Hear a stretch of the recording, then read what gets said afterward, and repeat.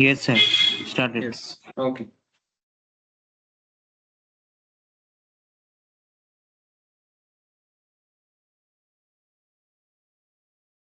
Okay ठीक है, चलो स्टार्ट करते हैं फिर। हाँ, good evening to all of you sir. तो देखो, आज एक्चुअली फ्राइडे है और फ्राइडे कंपनी लॉ का क्लास नॉर्मली रहता है। तो कंपनी लॉ में ना फिलहाल डिस्कशन चल रहा है share capital and debenture related topic. और एग्जाम में इसके ऊपर ना काफ़ी वेटेज रहता है, शेयर कैपिटल एंड डिवेंचर से क्वेश्चंस भी पूछता है, काफ़ी अच्छा खासा पूछता है। इसके अंदर जितना सारा सेक्शन है ऑलमोस्ट सभी सेक्शंस को आप इम्पोर्टेंट मान सकते हो। ठीक है, मैंने ऐसा कोई भी सेक्शन को आप इतना नज़रअंदाज नहीं कर सकते। ठीक है, तो चलो मैं आपको डिटेल्स में बताता हूँ कि क्या क्या सेक्शन इसके अंदर कवर होता है और अभी तक हम लोग क्या क्या कवर अभी तक किए हैं। शेयर कैपिटल एंड डिवेंचर, ये जो कंपनी, सबसे पहले देखो कंपनीज एक्ट, ये जो एक्ट है ना, ये एक्ट ना तो सीए इंस्टीट्यूट का है, ना तो सीएम इंस्टीट्यूट का है, और ना ही कंपनी सेक्रेटरी इंस्टीट्यूट का है। ये बनाने वाला कौन है? Institute, ministry of corporate affairs, MCA. ठीक है, तो एमसीए के थ्रू से हमारे देश में कंपनीज को मैनेज करने के लिए कंपनी लॉ को बनाया गया है। यही लोग कंपनीज एक्ट को चलाता है। इवन एलएलबी भी जो लोग पढ़ते हैं उन्हें भी सेक्शन वाइज सारा डिटेल्स चाहिए। हाँ, अगर आप लोगों में से किसी को सबसे ज्यादा कंपनी लॉ का जरूरत होता है इन वर्किंग लाइफ, वो है सर सीएस को। ठीक है, कंपनी सेक्रेटरीज को सबसे ज्यादा कंपनी लॉ का जरूरत होता है, जरूरत माने काफी ज्यादा। ठीक है, मैंने कहीं ना कहीं एक कंपनी सेक्रेटरी अगर कंपनी लॉ में, वो बेसिकली कंपनी का हर एक एक्सपर्टीज मैटर सीएस के ऊपर ही निर्भर करता है। तो फिर सर सीएस सीएमए वाले को क्यों पढ़ाया जाता है? अगर सारा काम सीएस वाला ही करेगा तो फिर सीएस सीएमए को कंपनी लॉ जान के क्या हो? सर स्कोप बहुत बड़ा है, सिचुएशंस बहुत गंभीर है। एक ऑर्गेनाइजेशन के अंदर ऑलवेज पर्टिकुलर एक ही बंदे को हमेशा पाना माने पॉसिबल नहीं होता है।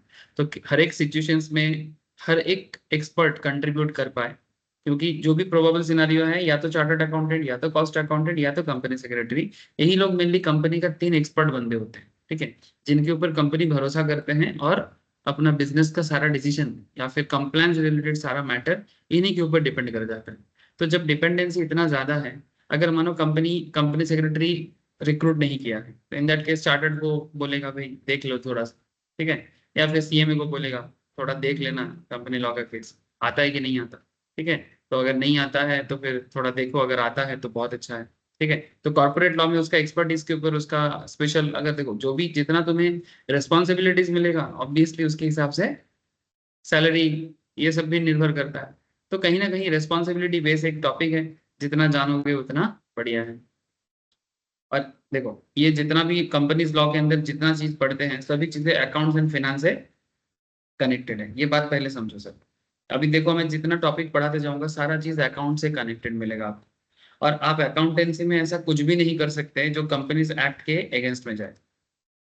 ठीक है, इसीलिए ये भी एक कारण है कि अगर आप लॉ नहीं जानते और अकाउंटेंसी में कुछ गड़बड़ कर देते हो, तो फिर आपको ये पहचानने में दिक्कत हो जाएगा कि भाई एज पर लॉ अगर नहीं होगा तो मेरा ये अकाउंट्स भी बेकार हो जाएगा। समझ में आ रहा है सर? तो इसलिए ये सब चीजें बहुत वाइटल हो जाता है। तो ये कंपनीज का ये जो लॉ है, शेयर कैपिटल एंड डिवेंचर्स, इसका मेनली सेक्शन डिस्कशन आता है सर 43 से लेके 72 के अंदर। ठीक है, 43 से लेके 72 के अंदर, जिसके अंदर 43 43 से 70 जो है ये मेनली शेयर रिलेटेड बात करता है, और 71 जो है ये मेनली डिवेंचर रिलेटेड बात करता है। 71 बात करता है डिवेंचर रिलेटेड, जैसे आप लोग अकाउंटेंसी में जो डिवेंचर इशू करने का जो सिस्टम पढ़ते हो उसके रिगार्डिंग सारा डिटेल्स जो लॉ में है, मैंने अकाउंटेंसी वो हर चीज करता है एज पर लॉ करेगा। ठीक है, अकाउंटेंसी में शेयर इशू से लेके शेयर रिडेम्पशन तक जितना भी चीजें हैं, everything is fully depend on law. ठीक है, अदरवाइज मुश्किल है। ठीक है, चलो, तो हाल फिलहाल में हम लोग सेक्शन 40 माने शेयर के बारे में बातचीत चल रहा है, डिवेंचर को बाद में चर्चा कर दूंगा सर। ठीक है, तो फिलहाल शेयर के अंदर सेक्शन 43 से हम लोग चर्चा चालू किए थे। जिसमें जैसे शेयर एंड स्टॉक के बारे में बार बार डिस्कशन हुआ है कि जैसे हम लोग share market and stock market दोनों चीजों के बारे में बात करते हैं ना सर, कि there is a concept known as share market and also there is a concept known as stock market. Market में दोनों ऑल्टरनेटिवली यूज होता है, ऑल्टरनेट नहीं बोलेंगे, इंटरचेंजेबल। कोई कोई बोलता है स्टॉक मार्केट, कोई कोई बोलता है शेयर मार्केट, दोनों एक ही बात है, लेकिन लॉ में उसका थोड़ा डिफरेंस है। ठीक है, एक इंडिविजुअल शेयर को, किसी कंपनी का जितना शेयर होता है उसका एक यूनिट को शेयर बोलते हैं, लेकिन जब जितना सारा शेयर है सब जब फुल्ली पेड हो जाता है तो वो एक फंड बन जाता है, और वो फंड को एक्यूमुलेट करके एक स्टॉक बना दिया जाता है कि कंपनी के पास 10 करोड़ का एक फंड आया, इसे हम स्टॉक बना देंगे, फिर उस स्टॉक के बेसिस पे कंपनी का और भी लोग कंपनी में शेयर डाले कि ना डाले, ये सारा चीज आ जाता है। तो जब सारा पेड अप शेयर जब पेड अप हो जाए, फुल्ली पेड अप शेयर्स जब एक फंड बन जाए तो उसे कह देते हैं स्टॉक। ठीक है, तो there is a little bit differences sir. ठीक है, तो लीगली हर एक ये डिफरेंस को हमें आइडेंटिफाई करना पड़ता है कि शेयर क्या है, स्टॉक क्या है, वगैरह वगैरह। चलो आज एक न्यू टॉपिक में बात करते हैं, kinds of share capital, equity share capital, preference share capital, जो आप लोग अकाउंटेंसी में बहुत बार देखते रहते हो, इसके बारे में भी। जैसे इक्विटी शेयर कैपिटल का भी दो टाइप्स हो जाते हैं, एक ऑर्डिनरी शेयर और एक होता है डीवीआर, डिफरेंशियल वोटिंग राइट वाला शेयर। ठीक है, और प्रेफरेंशियल का जो राइट है वो एक अलग शेयर क्लास में आ जाता है। और ऑर्डिनरी शेयर का क्या कैरेक्टर है, डीवीआर का क्या कैरेक्टर है, प्रेफरेंस शेयर का क्या कैरेक्टर है, ये सब बातचीत हम लोग लास्ट क्लासेस में किए हैं। और लास्ट क्लास में आई थिंक हम लोगों ने सर्टिफिकेट ऑफ शेयर्स के बारे में बात किया था। हाँ, 46 हुआ था ना बात। हाँ, सर्टिफिकेट ऑफ शेयर, जब हम लोग शेयर खरीदते हैं तो बदले में हमें क्या मिलता है, शेयर सर्टिफिकेट मिलता है। तो शेयर सर्टिफिकेट के बारे में क्या लॉ क्या कहता है, जैसे शेयर, जैसे मानो आपकी वजह से हम लोग शेयर मार्केट का क्लास करते हैं ना, तो जो भी मेरे पास शेयर का क्लास करने आता है, तो शेयर के क्लास करने के पहले वो मेरे को पूछता है कि सर हम तो फर्स्ट टाइम कर रहे हैं। कोई कोई ऐसा होता है कि जो करता है तो ऑब्वियसली उसके पास डीमैट अकाउंट होता है। ठीक है, कोई कोई ऐसा होता है जो फर्स्ट टाइम मेरे पास ही डायरेक्टली आ रहा है सीखने के लिए, उसके पास ना तो कोई अकाउंट है, ना तो इससे पहले कभी उसने कोई शेयर परचेस किया है। तो इन दैट केस उसे भी मुझे थोड़ा समझाना पड़ता है कि ये शेयर कैसे आप खरीद सकते हो, शेयर को परचेस करने के बाद वो शेयर कहाँ जाता है। ठीक है, मैंने शेयर तो ऐसा लोगों की चीज नहीं है, हाँ हाँ हाँ मेरा शेयर आ गया, आजा मेरा बेटा, ऐसा करके थोड़ी ना आप उसको प्यार दिला सकते हो। तो शेयर तो आपके हाथ में नहीं आएगा। पहले जमाने में फिजिकल शेयर होता था, आज के डेट में अगर स्टॉक मार्केट लिस्टेड कंपनी है तो उसका शेयर आपके हाथ में नहीं आएगा। ठीक है, वो हमेशा डिमैट में रहेगा। डिमैट का मतलब होता है डीमटेरियलाइज अकाउंट। ठीक है, डीमटेरियलाइज से नाम है डिमैट, माने फिजिकल चीज को डिजिटली कन्वर्ट करने का जो प्रोसेस है इसे डीमटेरियलाइज कॉन्सेप्ट बोलते हैं। माने मटेरियल चीजों को डीमटेरियल कर देना, जो हाथ में दिखता था वो डीमटेरियल हो गया और बन गया डिजिटल।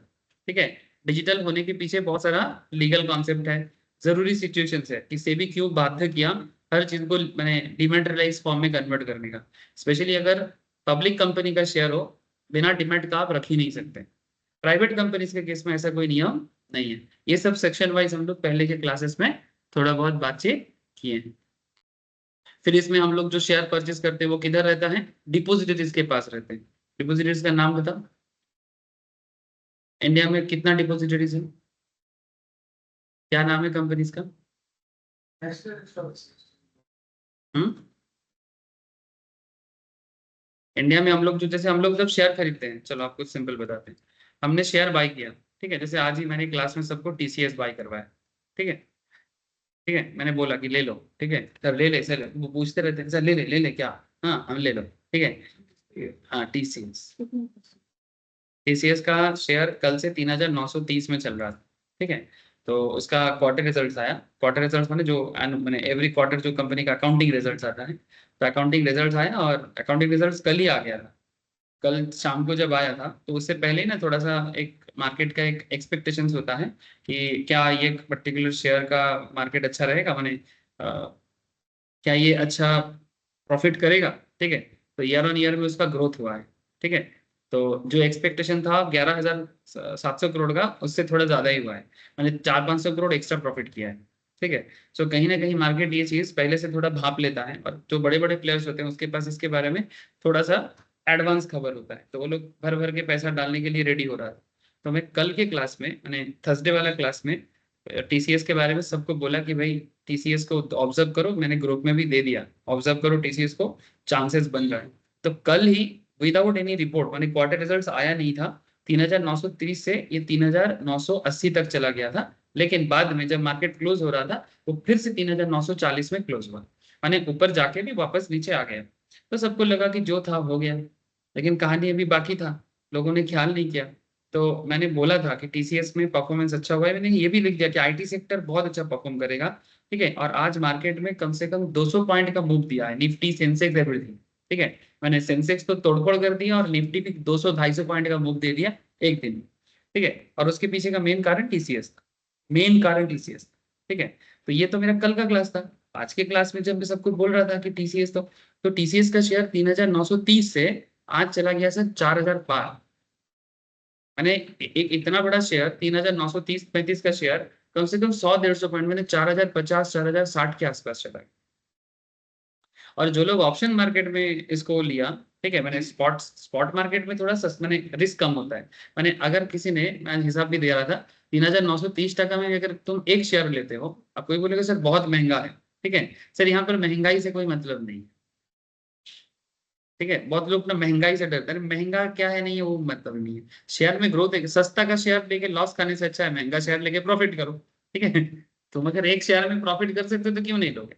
तो जो भी हो, 3930 का एक शेयर अगर 100 टका दिया है, अगर किसी ने 10 शेयर लिया है तो कितना प्रॉफिट किया उसने, अप्रॉक्स 1000 टका। इसके लिए उसको इन्वेस्ट करना पड़ा कम से कम 40,000। ठीक है, 40,000 में 1000 टका उसने कमाया, तो कितना प्रॉफिट कर लिया,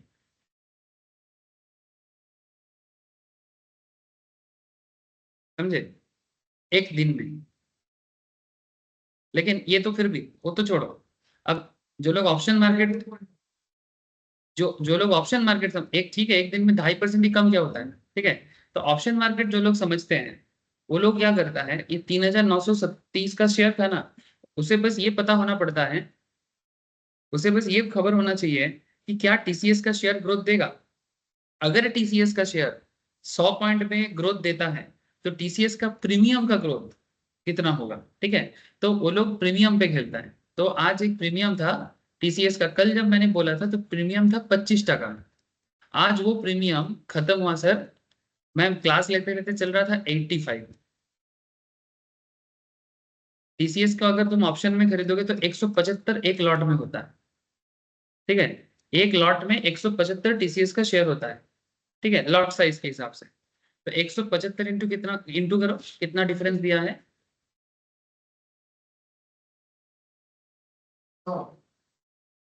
25 से 85 को माइनस करो, कितना होता है, 65, 60, ठीक है, 175 इंटू 60 कितना होता है, 10,500।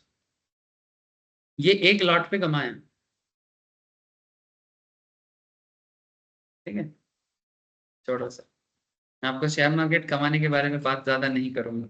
ठीक है, मैं बस आपको कहना ये चाहता हूँ कि अब जब हम लोग, अब ये जो शेयर खरीदना बेचना सब चल रहा है, इसके लिए हमें चाहिए होता है क्या, डिपॉजिट। अब हमारे लिए चाहिए डीमैट अकाउंट। अब डीमैट अकाउंट हम लोग एक्चुअली सोचते हैं कि हम लोग ब्रोकर के थ्रू से डीमैट अकाउंट खोलते हैं, किसके थ्रू से, ब्रोकर के थ्रू से। ब्रोकर जैसे आप लोग जानते हो, जीरोधा है, Upstox, Motilal Oswal, HDFC securities, ICICI securities, बहुत सारे कंपनीज है। करीब मार्केट में 100 150 180 200 कंपनीज हो जाएगा, छोटा बड़ा मजला मिला जुला की बहुत कंपनीज है। ठीक है, हर कोई ना कोई ऑफर करता है, टीवी में ऐड देता रहता है।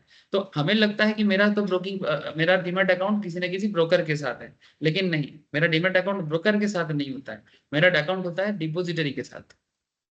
इसके ऊपर आगे लॉ में डिटेल्स डिस्कशन होगा।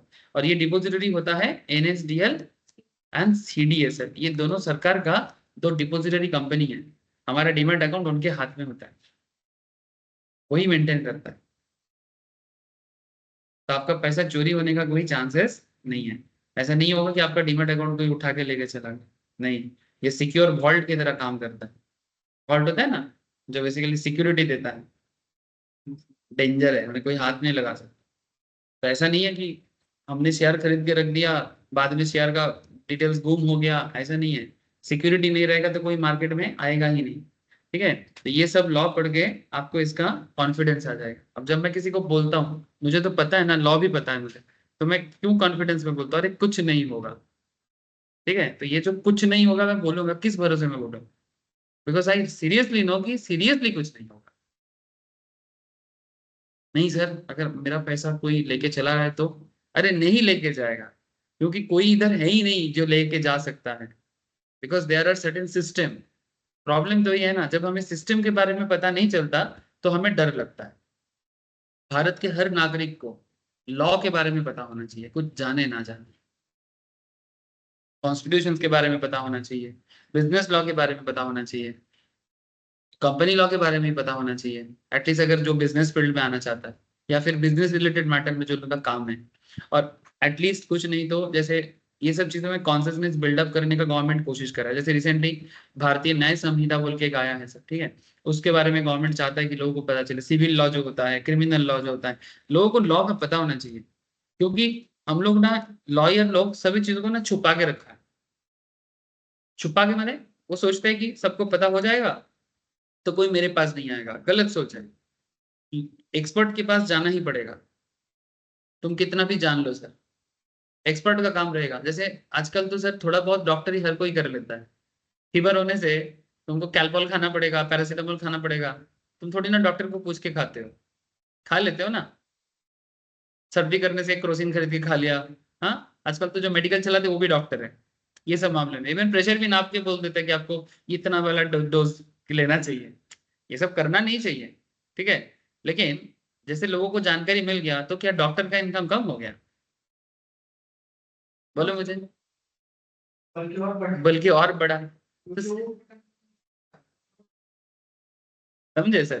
तो ऐसा नहीं है। तो लॉ के बारे में भी अगर लोगों को जानकारी बढ़ेगा ना सर, तो लीगल मैटर को लेकर लोग और कॉन्शियस हो जाएगा, और आगे इलीगल काम करने से 10 बार सोचेगा। हर काम के लिए लीगल मैटर को, मैंने हर चीज को लीगली करने के लिए, ताकि कोई गलती ना हो, सिस्टम सब सही रहे, कोई उनको ठगे ना, हर बात के लिए वो एक्सपर्ट का राय ही लेगा। इसलिए लोगों को जानकारी देना जरूरी है। स्टॉक मार्केट के बारे में पहले हर किसी को नहीं पता होता, कुछ लोगों को पता होता था, इसलिए मार्केट इतना एक्सप्लोर नहीं कर रहा था। तो अभी धीरे धीरे लोगों को स्टॉक मार्केट के बारे में, स्पेशली सोशल मीडिया आने के बाद, कुछ ना कुछ खबर मिल रहा है, तो मार्केट में लोग आ रहे हैं, इसमें इकोनॉमी तो स्ट्रांग ही हो रहा है ना। क्रिकेट मैच पहले सिर्फ कुछ ही फैमिलीज के लोग खेल सकता था, सिर्फ रिच लोग खेल सकता था। अभी तो हर कोई रिक्शा वाला का बेटा भी क्रिकेटर बन रहा है ना, किसी सिक्योरिटी गार्ड का बेटा भी क्रिकेटर बन रहा है। तो सिचुएशंस क्यों बदला? क्योंकि जब हर किसी को डेमोक्रेटिक राइट की तरह वो चीज मिल जाता है, उस चीज में एक एक्सप्लोरेशन आ जाता है, एक अलग लेवल का माने बाढ़ आ जाता है। समझ में आ रहा है? इसलिए लोगों को जानकार बनना बहुत जरूरी है, और हो रहा है। बट हाँ, लॉ वगैरह के फील्ड में अभी भी मैंने ग्रोथ बहुत स्लो है, बहुत स्लो है। तो यहाँ पर हम लोग ये सब चीज भी पढ़े थे लास्ट क्लास में, कि इश्यू ऑफ रिन्यूड सर्टिफिकेट है ना, कि मैंने अगर किसी का सर्टिफिकेट ये हो गया तो रिन्यू कैसे होगा, डुप्लीकेट सर्टिफिकेट के लिए अप्लाई कैसे करना है, वगैरह वगैरह। चलो आज एक फ्रेश टॉपिक पढ़ते हैं। इवन पनिशमेंट के बारे में भी बातचीत हुआ था। वोटिंग राइट्स हुआ था, बोल दिए थे voting rights. Sweat equity shares, variation of share holders right भी करा दिए थे। Calls on shares, calls on shares वही होता है सर, वो आप लोग जब स्कूल में पढ़ते थे ना, उसमें कॉल करना होता है ना, से for example application money, allotment money, call money, वो कॉल मनी का डिटेल्स मैंने लास्ट क्लास में कराया। ठीक है, एक बार लेके कर लेना सर, समझ में आ जाएगा। उसमें पूरा सेक्शन वाइज तुमको पता होना चाहिए कि कॉल करने का क्या नियम कानून है, अगर कोई मैंने जो फॉरफिट करता है उसके पीछे क्या लॉ है। हम लोग उसमें अकाउंटेंसी में सिर्फ अकाउंट यूज करके कर लेते हैं, लेकिन उसके पीछे नियम है तभी वो कर पाते हैं। ठीक है, फिर इशूड शेयर एट ए प्रीमियम और डिस्काउंट, ये भी था ना। हम लोग अकाउंटेंसी में करते थे कि शेयर को 10 का शेयर को 12 में इशू करता है ना, या 14 में इशू करता है, तो 4% का प्रीमियम का क्या करें, वो प्रीमियम का पैसा कहाँ खर्चा करेगा? हाँ बोलो, कहाँ खर्चा करेगा? हाँ, हाँ, कुछ शेयर से कौन से इशू करने के लिए यूज कर सकता है, ऐसे इशू करने के लिए यूज कर सकता है, और उसको कहाँ रखना पड़ता है? एसपीपी में, सिक्योरिटी प्रीमियम अकाउंट में रखना पड़ेगा, सेपरेटली रखना पड़ेगा। ऐसा नहीं कि अपना बोल के कुछ भी करे, और उस प्रीमियम से को बिना रेगुलेशन पास की कोई भी डिस्ट्रीब्यूट नहीं कर सकता, मतलब प्रीमियम का पैसा को यूज करने का भी, ठीक है, प्रॉफिट की तरह ट्रीट नहीं कर सकता। ठीक है, तो यही सब चीज हम लोग सेक्शन 52 एंड 53 में बातचीत किए थे। बहुत अच्छा सर, आप लोग याद रखे हो, ये मेरा किस्मत है।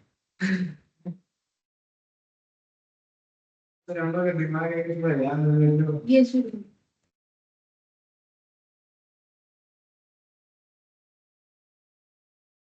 Sir sweat equity share section 54 ये क्या चीज है? ठीक है, मैंने शेयर कैपिटल एंड डिवेंचर में एक अनदर चीजें जोड़ जाता है। ये बहुत ही इंटरेस्टिंग टॉपिक है, थोड़ा समझो।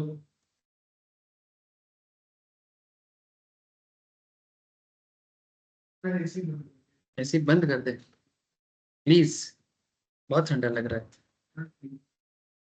28 कर देते हैं। हो गया 28, कुछ देर बाद बंद कर दें। ये वर्ड के अंदर बहुत कुछ छुपा हुआ है। सेक्शन 2 सबसेक्शन 88 के अंदर स्वेट इक्विटी शेयर के बारे में बोला, मैंने कंपनीज एक्ट के सेक्शन 2 सबसेक्शन 88 के अंदर स्वेट इक्विटी के बारे में बोला, और इशू ऑफ स्वेट इक्विटी के बारे में कंपनीज एक्ट के 54 में बोला। मैंने देखो, एक तो होता है डेफिनेशन कि भाई स्वेट इक्विटी होता क्या है, उसके बारे में बोलते हैं सेक्शन 2 सबसेक्शन 88 में, और एक होता है इशू ऑफ स्वेट इक्विटी। मैंने इशू ऑफ उसको इशू करने का क्या तरीका है। पहला बात है, स्वेट शब्द का इंग्लिश मतलब ऐसे क्या है, बोलो? पसीना बहाव, है ना? पसीना बहाव, पसीना बहाने का शेयर है ये। कौन बहाता है पसीना? हाँ, एम्प्लॉइज। तुम क्या बोला था? शेयर होल्डर पसीना नहीं बहाता है। एक कंपनी को बनाने में शेयर होल्डर का उतना हाथ नहीं है जो एम्प्लॉय का जितना। मैंने ऐसे कंपेयर नहीं करना चाहिए, सबका अपना अपना रोल प्ले है। बट ये पसीना बहाने का बात है ना, तो ये कंपनी के अंदर जो एम्प्लॉय काम करता है उनका पसीना का बात कर रहा है। स्वेट इक्विटी शेयर्स, ये अकाउंटेंसी पे भी इसका यूज होता है। ठीक है, ये स्वेट इक्विटी शेयर इशू किया है कंपनी ने, ठीक है, तो उसका ट्रीटमेंट बताओ क्या करना है। तो term sweat equity share mean such equity share are issued by company to its directors. Director भी कंपनी का एक एम्प्लॉय हो सकता है, और एम्प्लॉइज एट ए डिस्काउंट और for consideration other than cash. ठीक है, मैंने कैश में भी हो सकता है या अदर देन कैश में भी हो सकता है। ठीक है, for providing their know how, for providing their know how माने वो जो जानता है वो कंपनी के साथ शेयर किया। देखो, दो तरह का स्किल होता है, एक होता है मैनुअल स्किल और एक होता है मेंटल स्किल। ठीक है, मैनुअल स्किल माने फिजिकल फिजिकल वर्क करके तुम कंपनी के बिजनेस पे हेल्प कर रहे हो, और एक होता है मेंटल स्किल्स, तुम्हें कुछ आता है, दिमाग से कुछ आता है, तुम कंपनी के काम पे हेल्प करो। दोनों काम ही इंपॉर्टेंट है। तो ये नहीं बोल सकता कि नहीं मैं ज्यादा दिमाग वाला हूँ, ऐसा कुछ भी नहीं है। जो मेहनत करते हैं वो भी बहुत कमाते हैं, ऐसा बात नहीं है। हाँ, अब कंपेयर कोई करेगा नहीं। There is a concept known as blue collar collar and white collar, है ना? ब्लू कॉलर मैंने ऐसे माना जाता है कि जो मैंने मैंने बेसिकली मैनुअल लेबर करता है, और जो व्हाइट कॉलर होते हैं वो ऐसे जैसे दिमाग का काम करते हैं। लेकिन तुम सॉल्ट लेक में चले जाओ, ठीक है, मैंने कोलकाता के यहाँ पर, तुम आईटी सेक्टर में जाओ, आईटी सेक्टर में जो यहाँ पर एकदम टाई वाई सूटेड वुटेड होके जा रहा है, उसका सैलरी 25,000, 30,000, 35,000। लेकिन उसके ऑफिस के नीचे जो लोग ठेला लगा के कमा रहे हैं वो कम से कम 70-80 हजार कमा रहे हैं। I am not joking, seriously, तुम जाके पूछ के भी आ सकते हो। इनकम तो वो बोलेगा नहीं, लेकिन बात करते या फिर थोड़ा खड़ा होके थोड़ा पता करो कि भाई सारा दिन में कितना सेल होता है। ठीक है, लाख 1.5 लाख भी हो सकता है। सर क्या बोलते हो, सब छोड़ छाड़ के कर चालू हो जाए? कर नहीं पाओगे। चालू होना इंपॉर्टेंट नहीं है, वो भी एक स्किल है। खाना खिला कर मैंने खाना बना के खाना खिलाना, ठीक है, उसको मैनेज करना एक डिफरेंट लेवल ऑफ स्किल है, हर किसी से नहीं होता है।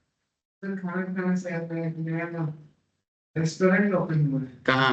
ओके, तो चेक फूड बिस्ट्रो। अच्छा, तो रात को वहां पर जाए डिनर देखने अच्छा लगा। चलो तो director employ discount for consideration other than cash और प्रोवाइडिंग देयर नो हाउ और making available rights in the nature of intellectual property rights. ठीक है, इंटेलेक्चुअल प्रॉपर्टी क्या होता है? वही आप कुछ चीजें आविष्कार किए हो, कोई फॉर्मूला है आपके पास, कोई पर्टिकुलर, जैसे मानो फार्मास्यूटिकल्स कंपनी, ये तो पूरा नो हाउ पे बेस्ड है या फिर फॉर्मूला पे इंटेलेक्चुअल प्रॉपर्टी पे बेस्ड है। फार्मास्यूटिकल्स कंपनी में जो भी चीजें होते हैं वो सब तो कुछ ना कुछ, जैसे ये कौन से दवाई से लोगों का पेन कम हो सकता है, ठीक है, ये लगाओ पेन कम हो जाएगा। तो वो पेन कम कैसे होगा, उसके पीछे मेहनत है ना? वो कोई ना कोई बंदा होता है जो उसके पीछे काम करते हैं। जैसे आपको एक बंगाल का एक बड़ा फेमस प्रोडक्ट है, लेकिन भारत के हर लोगों के घर में होता है, ठीक है, ऐसे तो बहुत प्रोडक्ट आप लोग जानते हो, बट मैं ऐसा नाम बोलूंगा आप लोग इग्नोर नहीं कर सकते। ठीक है, मार्केट में बहुत नया नया प्रोडक्ट आ भी रहा है, लेकिन उसका मार्केट कोई नहीं डाउन कर पा रहा है। ठीक है, एक ऑइंटमेंट है, बोलो। हाँ, मूव।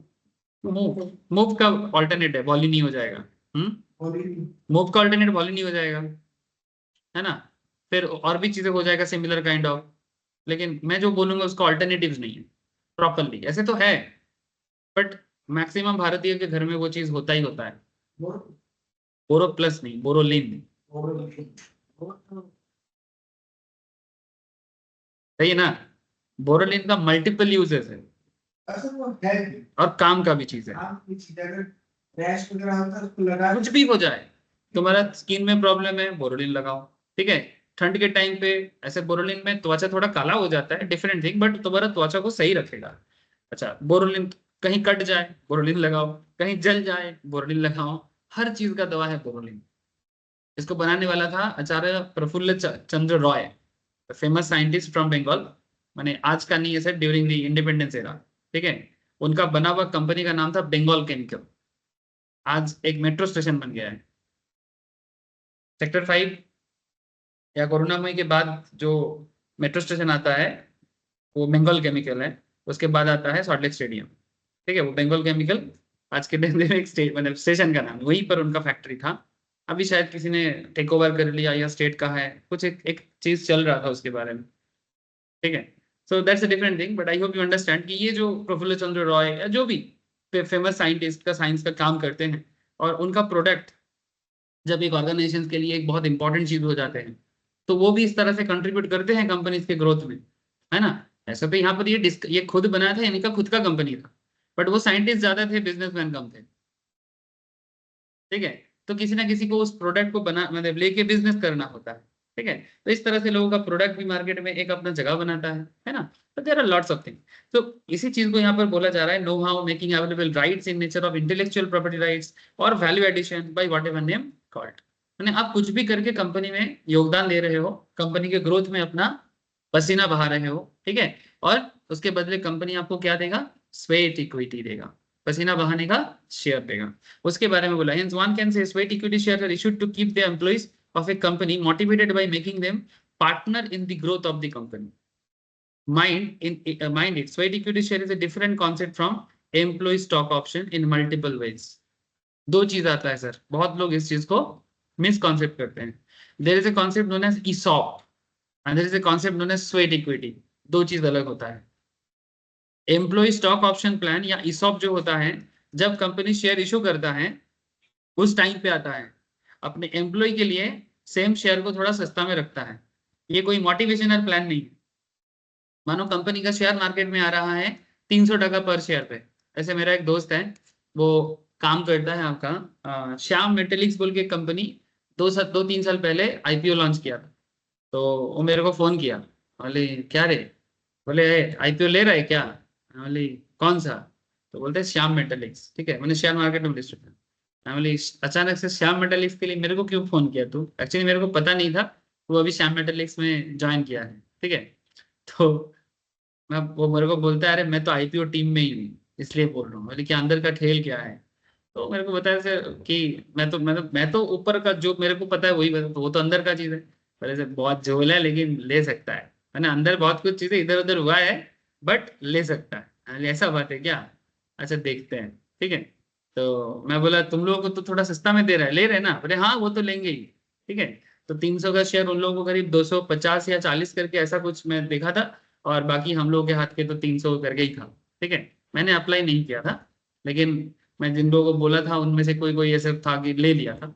ऐसे ग्रोथ थोड़ा सा दिया था, 20-25 टका ग्रोथ दिया था, बहुत खराब भी नहीं था। पर लॉट में मैंने पर शेयर पे 20-25 टका का ग्रोथ दिया था। तो जो भी हो, मेरा कहने का मतलब है ESOP क्या होता है समझ में आ रहा है। एम्प्लॉय स्टॉक ऑप्शन, कंपनी जब फर्स्ट टाइम IPO लाता है, मैंने शेयर फर्स्ट टाइम इशू करता है। IPO ব্যাপারে শুনেছিস? হ্যাঁ, একটা কোম্পানি যখন প্রথমবার শেয়ার ইস্যু করে তখন ওটাকে বলা হয় ইনিশিয়াল পাবলিক অফারিং। এই যে শেয়ার মার্কেটের ব্যাপারে যারা রেগুলার মার্কেটে থাকে, আমি এমনিতেও দেখাই এসব জিনিস। এর আগে একটা চ্যাপ্টার আমরা করেছি প্রসপেক্টাস, है ना। इससे पहले एक चैप्टर किए हैं issue of shares and prospectus. Allotment of securities, उसको बताने के टाइम पे ना मैं बार बार ये आईपीओ शेयर के बारे में बातचीत किया। ये देखो सर, ये ज़ीरोधा का थ्रू से मैं दिखा रहा हूँ कितना सारा कंपनी रिसेंटली आना चाहता है। जैसे सहज सोलर पुल की कंपनी अपना शेयर मार्केट में इशू करना चाहता है, तो यहाँ पर व्यू में जाओगे ना, पूरा प्रोस्पेक्टस ओपन हो जाएगा कि शेयर का दाम क्या है, उसका पूरा अकाउंटिंग है इसके अंदर, पूरा लीगल मैटर क्या है, कौन बोर्ड में है, कौन मैनेजर है, वगैरह वगैरह, ए टू जेड हर चीज होता है। इसका इतना दाम रखा है। ऐसा और भी कंपनी देखो, प्रिजोर, ठीक है, त्रिमेप, क्या नाम है, सती या सेटी जो भी हो, ठीक है, हुंडई भी आना चाहता है, ओला इलेक्ट्रिक आ रहा आना चाहता है। ऐसे अभी चल रहा है सर, ये चलता रहेगा। आईपीओ के बारे में मैं बहुत बात करूंगा। सो फिलहाल आईपीओ के चर्चा से हट जाते हैं, ठीक है। इतना समझो कि आईपीओ का मतलब ये होता है, फर्स्ट टाइम जब कंपनी शेयर इशू करता है उसे आईपीओ कहते हैं। और कभी भी जब कंपनी शेयर इशू करता है उस टाइम पे अपने एम्प्लॉइज के लिए एक सस्ता रेट रखता है, जो नॉर्मल मार्केट से 10-20% एटलीस्ट कम होता है, ठीक है। तो उस चीज को ईसॉप कहते हैं। लेकिन sweat equity is a different thing. But बहुत केस में हम लोग इसको कई बार मिसकॉन्सेप्शन कर लेते हैं, एक ही चीज होगा, वही ईसॉप स्वेट एक ही है, लेकिन नहीं, there is differences as per law, ठीक है।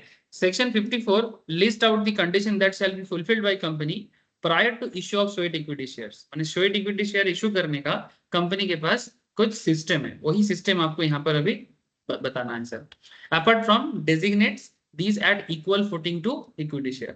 माने इक्विटी, माने स्वेट इक्विटी इक्विटी शेयर है, माने अगर मैं उसको डेजिग्नेशन दे रहा हूं कि ये शेयर ही है, तो उसके लिए उसको क्या क्या, कंपनी के पास क्या क्या फुलफिलमेंट चाहिए, तब जाके एक माने स्वेट इक्विटी शेयर को इक्विटी शेयर का दर्जा मिल सकता है।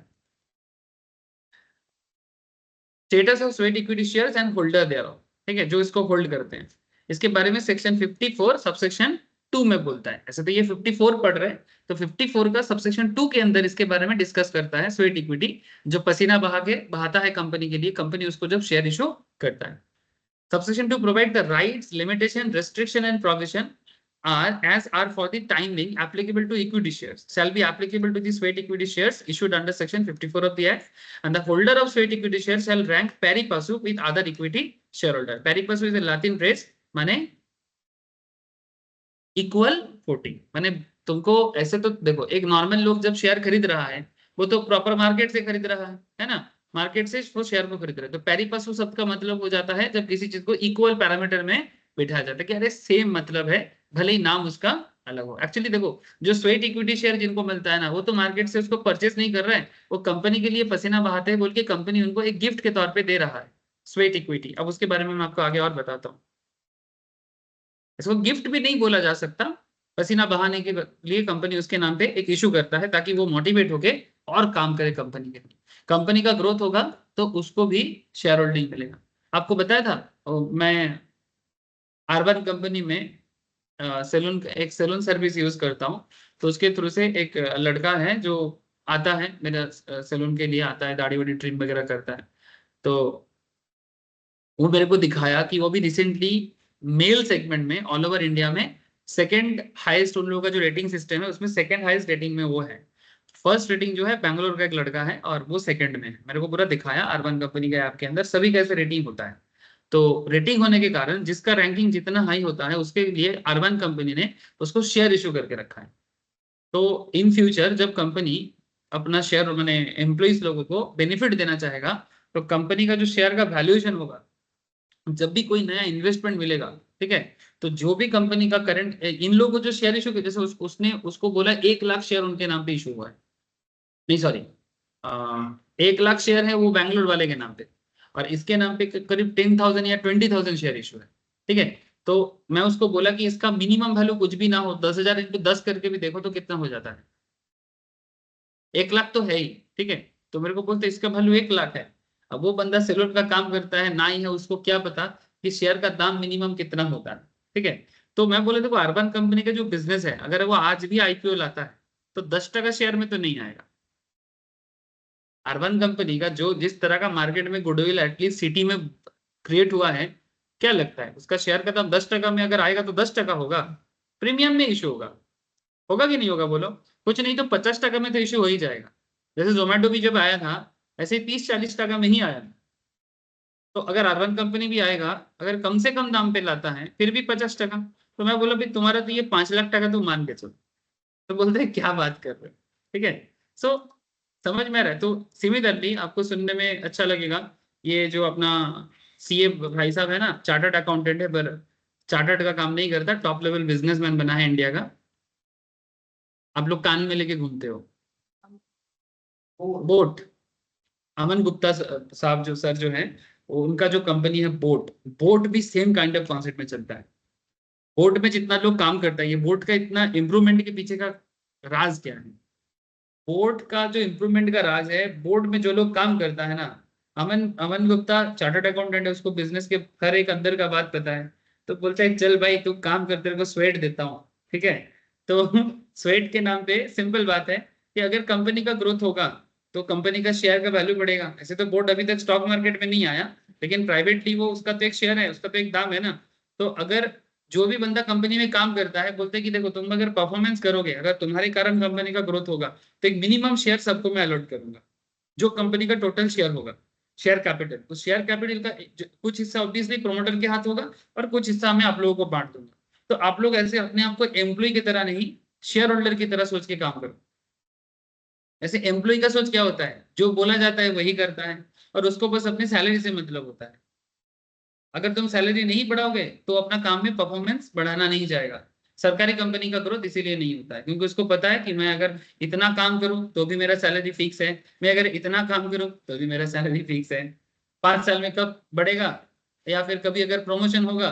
जैसे जिसका प्रमोशन का कुछ चांसेस है वही कुछ मेहनत करता है, जिसका प्रमोशन का कोई चांसेस नहीं है वो मेहनत भी नहीं करना चाहता। ये सर नो, है ना। तो ये जो सिस्टम बना है ना, तो बोर्ड में सभी लोग जो काम करते हैं सबके सब शेयर होल्डर है, सब शेयर होल्डर मैंने जो भी एम्प्लॉय है सब शेयर होल्डर है।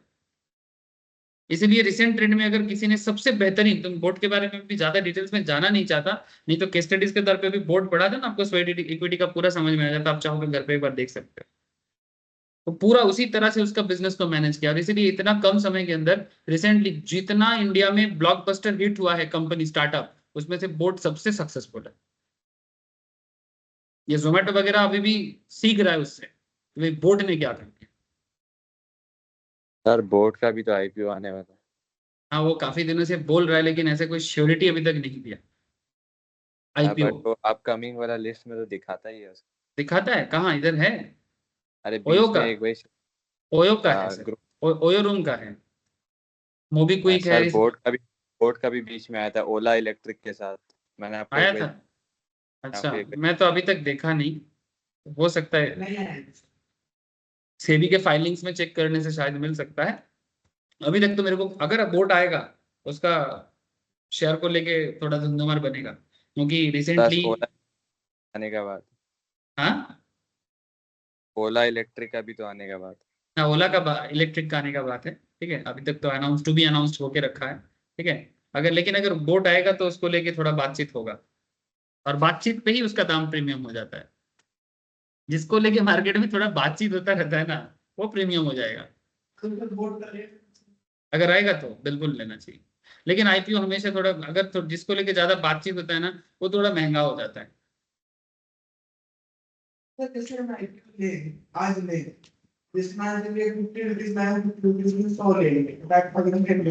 अगर तुम्हें अलॉटमेंट मिला तो तुम्हारे नाम पे हुआ, और कल उसका रेट 100 हो गया, तो विड्रॉ कर सकते हैं शेयर्स बेच के विड्रॉ कर सकते हैं। बिल्कुल, बिकॉज जो तुम जो जिसका बहुत ज्यादा डिमांड रहता है ना, जैसे मानो कि तुमने 50 शेयर 50 रुपीज पे शेयर लिया, जैसे मानो ओला इलेक्ट्रिक या जो भी, जैसे इसी में से एग्जाम्पल, से फॉर एग्जाम्पल इसका क्या, जैसे मानो ये सहज सोलर, ठीक है। इसका लिस्टिंग डेट क्या है, ओपन डेट है 11 जुलाई, ठीक है। खत्म कब होगा, 15 को, आज ओपन हुआ है, कल ओपन हुआ था, 15 को खत्म होगा, ठीक है।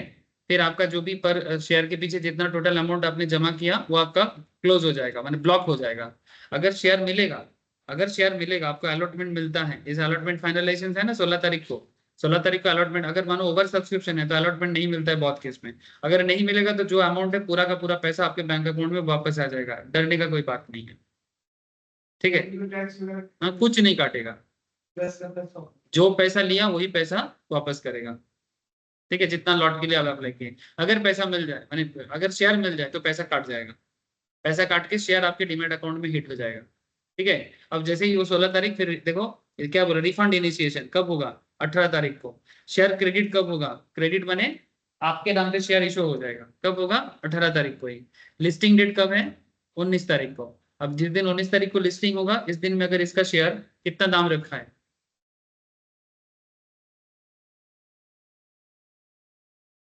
170, 180, अगर मानो आप अप्लाई करते हो, इनमें से किसी भी एक प्राइस में आप अप्लाई कर सकते हो, या फिर इसके बीच के प्राइस में भी अप्लाई कर सकते हो। अब उसके डिटेल्स में फिलहाल नहीं जा रहे हैं, इसको बोलते हैं प्राइस बैंड, फिलहाल छोड़ो। अगर आप 180 करके अप्लाई करते हो और मानो मार्केट में 200 टका में लिस्टिंग होता है, ठीक है, इसमें थोड़ा सा भी साइज बढ़ा दिया है लॉट, ठीक है, क्योंकि अभी छोटा छोटा लोगों को थोड़ा पार्टिसिपेशन नहीं मांगता है, मार्केट में इतना हाई डिमांड है, कंपनी देख रहा है कि जब डिमांड इतना हाई है, हम सिर्फ रिच लोगों से ही पैसा लेंगे, इसलिए मिनिमम 1-1.5 लाख के नीचे ये लोग बात नहीं कर रहे हैं। लेकिन कुछ दिन पहले तक 14,000 15,000 का भी लॉट ले रहा था, ठीक है, अभी लॉट साइज काफी बढ़ा दिया है सेबी ने। तो 180, अगर 200 भी होता है तो 800 शेयर इंटू 20 टका, कितना कमाओगे, 16,000। कितना इन्वेस्टमेंट है मिनिमम, 1,44,000, तो 1.5 लाख देके 16,000 बैंक देता है क्या। साल भर 1 लाख टका बैंक में फेंक के रखो, 7,000 देने में भी उन लोगों को कंजूसी होता है ना, ठीक है। तो यहाँ पर आप 1,44,000 दोगे, अगर 20 टका भी बढ़ता है तो 16,000 कमा लोगे, कम से कम कितना परसेंट हो जाएगा, विद इन अ वीक, ठीक है, साल भर भी नहीं रखना है। लेकिन यहाँ पर एनालिसिस का काम है कि कौन सा शेयर ग्रोथ देगा, कौन सा नहीं देगा, ये सब मैटर काम आता है। इससे कम हुआ तो लॉस, होल्ड करके रखता है लोग इसी उम्मीद से कि कल बढ़ेगा, लेकिन अगर कभी ना बढ़ा तो 1,40,000 कभी नहीं जाएगा, ठीक है। मैंने मैं भी जैसे मानो 180 का शेयर दाम गिर के 100 टका हो गया, ठीक है, तो 80 टका करके पर शेयर में लॉस होगा, ठीक है। लेकिन जब तुम देखोगे कि शेयर का दाम गिर रहा है, तुम थोड़ी ना इतना देर तक वेट करोगे। पर ऐसा करंट मार्केट ऐसा नहीं है कि एकदम सब खत्म हो गया, ऐसा नहीं होता है, इकोसिस्टम काफी स्ट्रांग है अभी। अगर थोड़ा बहुत खराब होता भी है, आप थोड़ा बहुत निकल जाओ, किसी किसी केस में एक आध बैड लक होता है। हाँ बिल्कुल करना सर, लेकिन अभी जो पढ़ रहे हो उसका रियल लाइफ यूज करोगे तो पढ़ाई का अलग ही लेवल का एंजॉयमेंट होगा सर।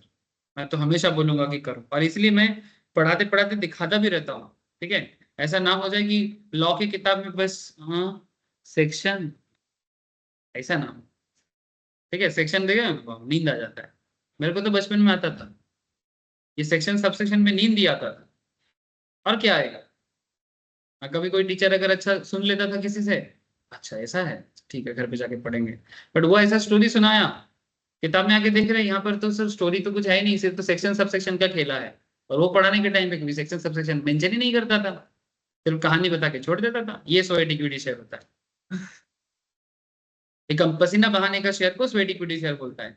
सेक्शन में क्या है, सब सेक्शन में क्या है, क्या अंदर का बात है, इतना कौन बोलेगा, इतना कोई नहीं मेहनत करता था, जो भी हो।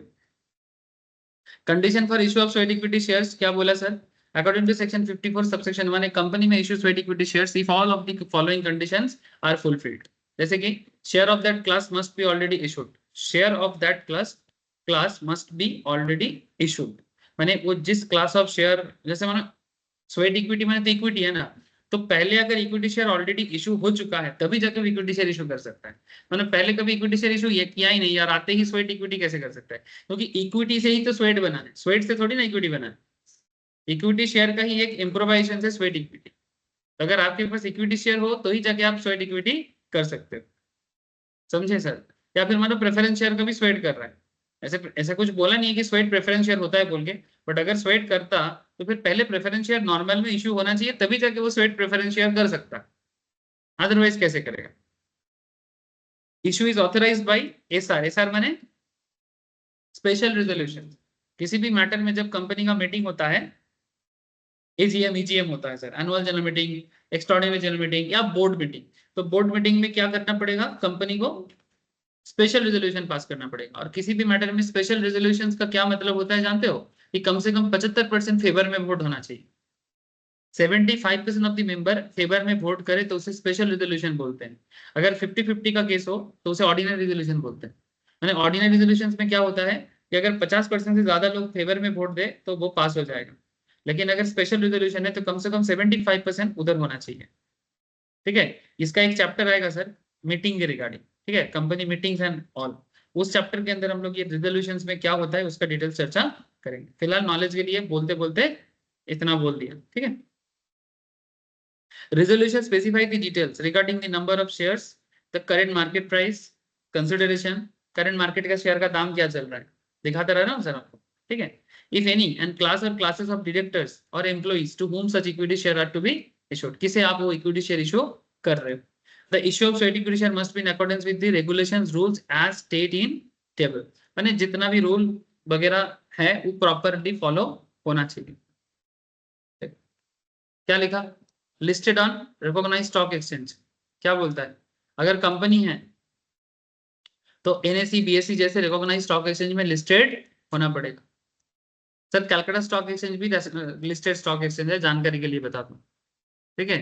हमारे देश में ऐसे तो currently total 7 stock exchange active है, टोटल 7 स्टॉक एक्सचेंज एक्टिव है, लेकिन हम लोग सिर्फ एनएसई और बीएसई को ही जानते हैं, लेकिन इसके अलावा और भी 4-5 है, ठीक है, जैसे कि एमसीएक्स है, मल्टी कमोडिटी एक्सचेंज, एनसीडीएक्स है, वो भी एक कमोडिटी एक्सचेंज है, मैंने ज्यादातर लोग कमोडिटी में करता है। There is a exchange known as metropolitan stock exchange of India, Mumbai में मेनली है, ठीक है।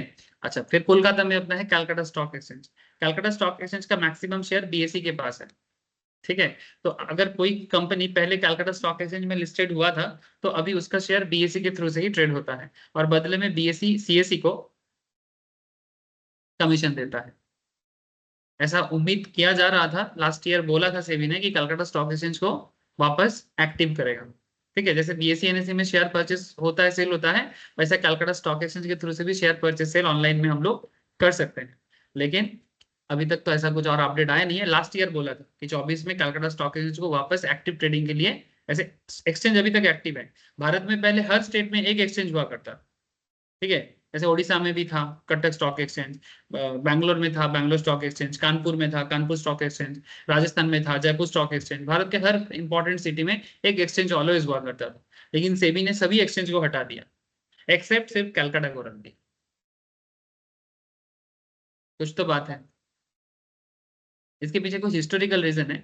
एक तो ब्रिटिश ने जब एक्सचेंज बनाया था, बॉम्बे स्टॉक एक्सचेंज जब ब्रिटिश टाइम पे बना था, तो बॉम्बे में बनाने से पहले वो लोग कोलकाता में बना दिया था, लेकिन इन द मेन टाइम को ब्रिटिश का बिजनेस का जो एरिया है वो कोलकाता से शिफ्ट होकर मुंबई ट्रांसफर करना पड़ा, बिकॉज आजादी का मूवमेंट कोलकाता में बहुत ज्यादा फैल गया था, और मुंबई में उस टाइम से इतना ज्यादा आजादी का मोमेंटम नहीं था। तो ब्रिटिश को एक बिजनेस हब बनाना था, तो उसने मुंबई को बना दिया। अच्छा, उसको पता नहीं था कि बहुत जल्दी मुंबई बनाने के बाद उसको जाना पड़ेगा, ठीक है, तो उसने मुंबई को बहुत प्लान करके बनाया, ठीक है। 1911 में तो कलकत्ता को ऑफिशियली शिफ्ट कर दिया एडमिनिस्ट्रेटिव के लिए दिल्ली, और बिजनेस के लिए बना दिया मुंबई, ठीक है। लेकिन कलकत्ता में 1930s तक वो लोग कलकत्ता को ही बेस बना के चलता रहा, क्योंकि बोल तो दिया कि कलकत्ता से कैपिटल शिफ्ट हो जाएगा, लेकिन दिल्ली में कुछ था नहीं प्रॉपरली उस टाइम पे, ठीक है। तो इसलिए कलकत्ता को 1930 तक ब्रिटिश ने अल्टीमेटली कैपिटल बना के रखा, लेकिन in the main time Calcutta stock exchange में जो प्लान ब्रिटिश ने किया था वो और फुलफिल प्रॉपरली नहीं हो पाया। लेकिन उस दौरान जितना भी कंपनी लिस्टेड होता था, इवन 1950-60 तक भारत का जितना बड़ा कंपनी है सब कहाँ है, ईस्ट इंडिया में है, और सब कोलकाता बेस्ड है। ये मुंबई दिल्ली के पास कुछ था नहीं एज सच, इसलिए 1950-60 तक इंडिया का सबसे डेवलपिंग माने सबसे डेवलप सिटी कोलकाता ही हुआ करता था। किसी को बेसिक नौकरी चाहिए, टैक्सी चलाना है, रिक्शा चलाना है, कुलीगिरी करना है, हर काम के लिए कोलकाता ही आना पड़ता था। चॉप का दुकान खोलना है, कचौड़ी का दुकान खोलना है, कपड़ा का दुकान खोलना है, जो करना है कोलकाता आना पड़ेगा। मारवाड़ी मारवाड़ी बना कोलकाता में आके, इससे पहले किसी को मारवाड़ी बोल के बोला नहीं जाता था, सब राजस्थानी बोला जाता था, समझे सर। तो there are lots of thing about Kolkata, तो there are lots of history, इसलिए कलकत्ता स्टॉक एक्सचेंज वापस चंगा हो सकता है। लेकिन कोलकाता इंडिया पश्चिम बंगाल का जो पॉलिटिकल सिचुएशन है, ठीक है, और जिस तरह का लीडरशिप में हम लोग चल रहे हैं, ठीक है, तेले भाजा बनाने वाला सिस्टम पे चल रहे हैं, ठीक है, मतलब बस मुड़ी बेचेगा और चॉप बेचेगा, यही हम लोगों का करंट बिजनेस है, ठीक है। इसमें पता नहीं स्टॉक एक्सचेंज कैसे जिंदा होगा, जब तक लोकल इन्वायरमेंट बिजनेस के लायक ना बने ना, तब तक एक्सचेंज को कैसे जिंदा, मतलब कोलकाता से और कोई नया कंपनी आ ही नहीं रहा है, तो जब कोलकाता से कंपनी नहीं आएगा तो कलकत्ता स्टॉक एक्सचेंज कैसे जिंदा रहेगा। जो भी हो, लिस्टेड ऑन, पहला बात है ये सब प्रोविजंस एप्लीकेबल करने के लिए रिकॉग्नाइज स्टॉक एक्सचेंज में अप्लाई होना पड़ेगा। रेगुलेशंस मेड बाय द कौन, security and exchange board itself, माने सेबी, ठीक है। एंड रूल, अच्छा अदर देन अबव, अगर स्टॉक एक्सचेंज में नहीं है तो rule 8 of the company share and debenture rule 2014 उसमें एप्लीकेबल होगा। अगर स्टॉक मार्केट में लिस्टेड है तो कंपनीज रूल लागू नहीं होगा, तब सेबी रूल लागू होगा। सेबी एक्ट 1992 के हिसाब से चलता है, ये अलग एक एक्ट है, कंपनीज एक्ट के साथ मिलके ही चलता है बट अलग से चलता है। सेबी एक्ट का अपने आप में एक अलग एरिया है, इसका और एक एक्ट इसके साथ जुड़ के काम होता है। ये नॉर्मली मैं कंपनी सेक्रेटरी स्टूडेंट्स को एग्जीक्यूटिव लेवल में ही पढ़ाता हूँ, और जो लोग फाइनल में होंगे CA CMA में उस टाइम पे वो लोग पढ़ता है, ठीक है। उसका एक लॉ है SEBI and security regulations act. उसका सिक्योरिटी रेगुलेशंस एक्ट सेबी से पहले है 1956, security contract and regulation act. जब सेबी नहीं था तो 1956 वाला वो security contract and regulation act से ही हमारे देश में कंपनीज या शेयर वगैरह को, डिवेंचर वगैरह को चलाया जाता है, ठीक है। तो अगर स्टॉक मार्केट में लिस्टेड हो तो सेबी के बातों पे चलना पड़ेगा, और अगर स्टॉक मार्केट में लिस्टेड नहीं है तो rule 8 of companies rule 2014 share and debenture के हिसाब से, जो अभी जिस चैप्टर को हम लोग पढ़ रहे हैं इसी चैप्टर के तहत चलना पड़ेगा। ये सब टर्म्स कंडीशंस है, ऐसे नहीं मुंह उठा के आ जाए और स्वेट इश्यू कर दे, समझे सर? बुझते পারছিস তো? A company that incorporated and commenced on the business on 9th November 2022 can issue sweat equity share only after 8th November 2023। ये एक क्वेश्चन है, आपको पूछता है क्या ये सही है? सर ये आंसर फॉल्स है। Currently there is no condition prescribed by section 54 subsection 1 regarding age of company। माने कितना पुराना होने से तुम स्वेट इक्विटी शेयर इशू कर सकते हो, इसके बारे में कोई रूल्स नहीं है। लेकिन ऐसा करके आपको क्वेश्चन पूछेगा ना, हाँ भाई इतना आसानी से कैसे आके स्वेट इक्विटी शेयर इशू कर देगा, ठीक है। लेकिन एज के बारे में कुछ बोला ही नहीं है,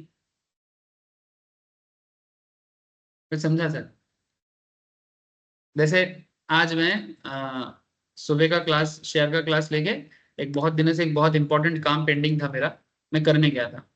वो बायोमेट्रिक अपडेशन का एक चीज चल रहा था LPG के केस में, मेरा ESP का कनेक्शन है, तो बहुत मेरा गैस का बुकिंग कैंसिल कर दिया। ना खा के मर जाएंगे, शहर में तो और कोई उपाय नहीं है बिना गैस का। तो एक हफ्ता हो गया और क्लास के बीच में टाइम ही कहाँ मिलता है, आप लोगों को तो पता ही है, ठीक है। तो मैं बोला कि कुछ उपाय नहीं है, आप लेके आ जाओ ना, बायोमेट्रिक दे देता हूँ और जो पैसा लगेगा कलेक्ट कर लो। बोले नहीं नहीं, ऑफिस जाके ही करना पड़ेगा। तो मैं जो जाने से पहले मैं सोच रहा था कि मैं देख रहा था कि लास्ट डेट क्या है। एक चिंता होता है ना कि अगर लास्ट डेट निकल गया फिर क्या पेनल्टी है वो। तो फिर वहां पर जाके मैं देखा भीड़ भाड़ है, तो मैं पूछा कि मैं सोच रहा कि अगर लास्ट डेट रहेगा तो कुछ देखते हैं, लेकिन लास्ट डेट से भी चिंता ही है कि गैस का कनेक्शन नहीं मिलेगा, है ना। तो मैंने थोड़ा ऑनलाइन किया और गूगल करके देखा कि ये सेंट्रल गवर्नमेंट ने मैंडेटरी किया है सभी गैस एजेंसीज के लिए। तो मैंने देखा कि बोला कि इसके लिए कोई लास्ट डेट नहीं रखा, सिस्टम चल रहा है but there is no last date mention anywhere. मैंने कोई भी गैस एजेंसी ये नहीं बोल सकता कि लास्ट डेट निकल गया आपका बायोमेट्रिक नहीं कराएंगे। तो अगर कुछ रूल नहीं है तो फिर हम क्यों जबरदस्ती लास्ट डेट के पीछे भाग रहे हैं? नॉर्मली सरकारी जब भी कोई इस तरह का चीजें होते हैं हमको लगता है कि कुछ तो एक लास्ट डेट होगा, बट इसके केस में ये जो बायोमेट्रिक अपडेशन के लिए अभी तक मैंने जो रूल देख के गया, मैं सीधा LPG के साइड में जाके ही मैं ढूंढ के निकाला, मैं भाई कोई लास्ट डेट नहीं, क्योंकि मेरा लेट हो रहा था, इसलिए मैं सोचा कि देख लेते हैं कि लास्ट डेट कुछ है कि नहीं। तो देखा ऐसा कोई रूल्स में पूरा बोल दिया है कि कोई लास्ट डेट का कॉन्सेप्ट। तो जो भी हो, सिमिलर काइंड ऑफ चीजें। Students are advised to take note clause C of section 54 subsection 1 omitted by Companies Act 2017 with effect from 7th May 2018 not less than 1 year has at the date such issue elapsed since the date on which the company had commenced business। मतलब ये एक चीज था but इसको omit कर दिया, ठीक है। मैंने एक सिस्टम पहले था, ठीक है, इस चीज को omit कर दिया।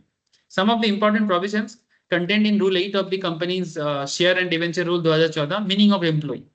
जैसे ESOP, ये सॉरी स्वेट किसको मिलता है? एम्प्लॉइज वगैरह को मिलता है।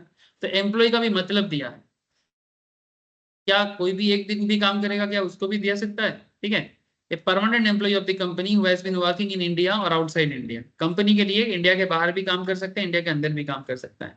Director of the company weather और whole time director or not, company का डायरेक्टर भी हो सकता है चाहे वो होल टाइम हो या ना हो। An employee or director as defined above either of subsidiary or holding company or concerned company in India or outside India। What is holding and what is subsidiary? any company who holds more than 51% shares of any company more than 50% or 51% or 51% shares of another company. of any company, then he will become subsidiary company. Holding company of the company. Holding company of that subsidiary company. Yes. इसका मतलब simple है, complex ना करें, ठीक है। बाद में जब आप पढ़ोगे आप समझ जाओगे। Suppose there is a company A limited and there is a company known as छोटा ए लिमिटेड, ठीक है। Big A limited and small A limited. जानबूझ के मैंने ये छोटा ये यूज किया, ठीक है। अब ये जो बिग ए लिमिटेड है ये बड़ा भाई है। ये कंपनी अगर ये छोटा ए लिमिटेड में, स्मॉल ए लिमिटेड में मोर देन 50% या 51% शेयर होल्ड करता है इसका, ठीक है। अब इसको 51 ही समझो, यही यूज होता है ज्यादा, कि अगर ए लिमिटेड स्मॉल ए लिमिटेड का 51% शेयर होल्ड करता है तो बिग ए लिमिटेड को स्मॉल ए लिमिटेड का होल्डिंग कहा जाएगा और स्मॉल ए लिमिटेड को बिग ए लिमिटेड का सब्सिडियरी कहा जाएगा। इसको मेरा एक स्लैंग है, स्लैंग माने गाली नहीं, समझाने वाला स्लैंग, ठीक है, कि a company is like a बाप company and small a company is like a बेटा company. Subsidiary is like a बेटा and holding is like a बाप, ठीक है। जैसे बोलते हैं ना, बाप बाप होता है, बेटा बेटा होता है, ठीक है। ये हो जाता है बाप बेटा केस। याद रहेगा, कभी नहीं भूलोगे, ठीक है। बाप कंपनी एंड बेटा कंपनी, होल्डिंग इक्वल्स टू बाप, सब्सिडियरी इक्वल्स टू बेटा। तो क्या बोलता है sir, director of a company whether whole time director or not, माने होल टाइम माने ऑल टाइम के लिए है या फिर कभी कभी कंपनी उसको अपॉइंट करते हैं। An employee or a director as defined above either of a subsidiary or holding company of concern company in India or outside India, ठीक है। जैसे एक होल्डिंग सब्सिडियरी का एग्जांपल देता हूं आपको, जैसे टाटा, टाटा का एक बहुत बड़ा होल्डिंग है, अप्रोक्स 64% स्टेक है। स्टेक माने शेयर ही होता है, ठीक है। टाटा का 64% स्टेक है बिग बास्केट पे। जैसे आज का ये एक मार्केट न्यूज है जिसके कारण शेयर में भी ग्रोथ मिला है, एक एक न्यूज पे शेयर ग्रोथ हो जाता है। अब जो भी मैं बोलूंगा हर बात में मेरे दिमाग में एक शेयर आ जाता है। जैसे ज्यादा मैं बोलना नहीं चाहता बट रोक भी नहीं पाता। अदानी विल्मर, ठीक है, ये देखो इसी बात पे 1.5 बढ़ गया लास्ट कुछ दिनों से। ये देखो 332 का शेयर 339 का हो गया था। इसने एक क्या एक कंपनी है अदानी का, एक वो क्या बोलते हैं उसको, अरे अरे उसको ना एक क्या बोलते हैं, जो बेसिकली एक केमिकल फार्मिंग होता है ना, एक केमिकल कंपनी को होल्ड किया इसने रिसेंटली। एक केमिकल कंपनी को होल्ड किया, उसको बोलते हैं क्या, हाँ अदानी विल्मर ने, ठीक है। उसका नाम क्या है, मेरे स्टॉक मार्केट ग्रुप में है बट मैं नाम भूल रहा हूँ। अननोन है, 53% स्टेक ले लिया उसका, मेजोरिटी स्टेक ले लिया। हाँ हाँ मैंने होल्डर हो गया, ओनर बने होल्डिंग हो गया, ओनर नहीं बना होल्ड बने, बेसिकली वो होल्डिंग करे अदानी विल्मर, उसको होल्ड कर लिया। इसमें न्यूज में क्लिक करो, ओमकार केमिकल, ये देखो, oh sorry 67%, Adani Wilmar to buy 67% stake in Omkar chemicals aims to expand footprint. ये एक्चुअली मल्टी स्पेशलिटी क्या एब्जॉर्प्शन, हाँ बोल सकते हो, क्योंकि एक बड़ा कंपनी जब छोटा कंपनी, एक्चुअली अगर वो 100% ले लेता तो फिर उसको एब्जॉर्प्शन बोलते हैं, लेकिन पूरा तो नहीं लिया ना। अगर पूरा ले लेता तो बोलते एब्जॉर्ब कर लिया या टेक ओवर कर लिया, ठीक है। लेकिन इस केस में पूरा तो नहीं लिया, कुछ परसेंटेज में कंपनी के पास अभी भी है 33%। इस केस में हम लोग क्या बोलेंगे कि अदानी विल्मर ओमकार केमिकल का क्या बन गया, होल्डर, और ओमकार केमिकल क्या बन गया, सब्सिडियरी। हर केस का एक प्रैक्टिकल चीज कभी ना कभी मिल ही जाता है। सर कहाँ से मिलता है आप, क्या है सर, मार्केट में हमेशा रहता हूँ तो मिल जाता है, और क्या। आप भी रहा करो, मैं यही चाहता हूँ और कुछ नहीं चाहता। आप लोग भी ऐसा रहा करो ताकि मैं जब बोलूँ इक्वी लेवल मैंने इक्विटेबल लेवल में दोनों के दिमाग में काम करे, मेरा यही इच्छा रहता है। बस इतना समझ में आ जाए ना लोगों को, मेरा काम खत्म, जो चाहता हूँ वो पूरा हो गया। इंडिया को एडुकेट करने निकला, ठीक है, मेरा जितना ड्रीम है उसी ड्रीम के कारण मैं सब कुछ छोड़ छाड़ के टीचर बना ना। तो एडुकेशन जब इक्वल लेवल में आ जाए या फिर मोर देन मेरे से ज्यादा तुमको पता चल जाए ना, मेरा सक्सेस। जिस दिन आप आके मेरे को सजेस्ट करोगे अरे सर आप गलत कर रहे हो, ऐसा होगा, इससे बड़ा और खुशी कुछ नहीं हो सकती। स्टॉक मार्केट में आज एक लड़का काफी गजब का रिकमेंडेशन दिया, ठीक है, सुबह उठते ही एकदम बोला कि आज मार्केट फाड़ू, ठीक है, सच में आज मार्केट फाड़ू, ठीक है, तो सब कोई उसको बहुत सुबह से दे रहा है, तो वो एकदम लिख रहा है कि बंगाली में लिख रहा है कि सौवी KSG स्क्वायर है दया, ठीक है, मैंने मेरे कारण सब कुछ है, तो ये सब मेरे को अच्छा नहीं लगता, तो मैं बोला ये दया वे ऐसा मत बोला कर, ठीक है, तो एक स्माइल का एक वो इमोजी टाइप का देके मजा ले रहा है, ठीक है, तो सीरियसली लड़का मेहनत किया, ठीक है, वहां से आके आज इतना एक एक्सपर्ट बना है, और नॉट जस्ट दैट, इवन बड़ा कंपनी में काम भी करता है, ठीक है, सो कहीं ना कहीं ये एक प्राउड फील देता है, इवन मैं जो नहीं सोच सकता वो सोच सकता है, वो भी कॉन्फिडेंस के साथ, इससे बड़ा और क्या प्राउड फील होगा। और वो भी स्टॉक मार्केट जैसे इतना कॉम्प्लेक्स चीज जिसको लोग ग्रिप ही नहीं कर पाता, क्योंकि एक अनसर्टेनिटीज के साथ चलता है, सब कोई जब समझ नहीं पाता क्या नाम देता है, जुआ है ना, उस चीज को वो कॉन्फिडेंस में बोल रहा है कि होगा, गारंटी होगा, तो थोड़ी ना उसको ऊपर वाला ने फोन करके बोला है। Okay. तो समझ गए सर, एम्प्लॉय का मतलब बोला, एम्प्लॉय माने permanent employee, director of the company, employer or director as defined above, either a subsidiary or holding company of concerned company in India or outside India। अच्छा, वैल्यू एडिशन एक चीज बोला था ना कि जो बंदा कंपनी के वैल्यू एडिशन में काम करे, एक्सप्रेशन वैल्यू एडिशन का मतलब एक्चुअल और एंटिसिपेटेड इकोनॉमिक बेनिफिट, माने ऐसा कुछ करे जो कंपनी का एक इकोनॉमिक बेनिफिट दे, derived or to be derived by the company from an expert or a professional, उसे भी कंपनी दे सकता है, ठीक है, फॉर प्रोवाइडिंग नो हाउ और making available rights in nature और इंटेलेक्चुअल प्रॉपर्टी राइट्स, माने कुछ ऐसा चीज बना रहा है जिसका यूज करके कंपनी को फायदा हो रहा है। जैसे मानो आजकल सॉफ्टवेयर का जमाना है, आपका कोई सॉफ्टवेयर का स्किल्स है वो बना के आप कंपनी को दे रहे हो, ठीक है, जैसे आजकल साइबर सिक्योरिटीज का बहुत ये चीज है, तो आपको कुछ ऐसा पता है कि आपका कंपनी को कोई हैक नहीं कर सकता, तो आपको वो चीज पता है कि कैसे ये साइबर क्राइम से रोक सकते हो आप, तो आप अपना नॉलेज शेयर करते हो, तो वो भी एक कंपनी का एम्प्लॉय माना जाएगा, है ना, by such person to whom sweat equity is being issued, for which the consideration is not paid or included in the normal remunerations payable under the contract of employment in the case of an, समझे sir, for which the consideration is not paid, बदले में वो कुछ पे नहीं करेगा, और वो बेसिकली उसके नॉर्मल रेम्यूनरेशंस पे ऐड कर दिया जाएगा कि ये कंपनी ने उनको पे किया, ठीक है, payable under the contract of employment, माने ऐसा नहीं है कि जैसे हम लोग अगर कंपनी का शेयर को खरीदेंगे, नॉर्मल लोग, अगर हम लोग एम्प्लॉय नहीं है, नॉन एम्प्लॉय को क्या करना पड़ेगा, पे करना पड़ेगा, लेकिन इनके केस में कोई पेमेंट का मैटर नहीं आएगा, ठीक है, तभी जाके वो स्वेट इक्विटी बोला जाएगा।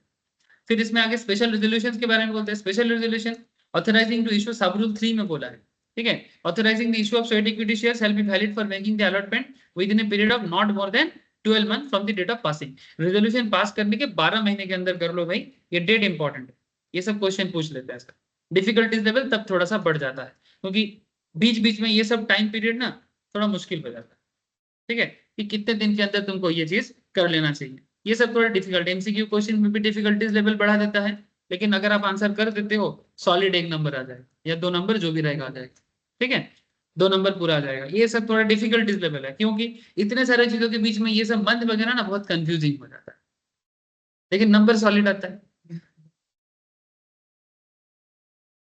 Limit on issue of sweat equity, कुछ लिमिट है क्या, during a year a maximum amount of limit for which sweat equity share can be issued is higher of 15% of the existing paid up share capital, ये भी एक another important data है, company कितना maximum sweat equity issue कर सकता है, company का जो total paid up share capital है, ठीक है, existing paid up share capital का 15% और share of the issue value of ₹5 crore, जितना इशू वैल्यू होगा अगर वो 5 करोड़ है, या फिर जितना पेड अप शेयर कैपिटल है उसका 15%, दोनों में से जो ज्यादा होगा।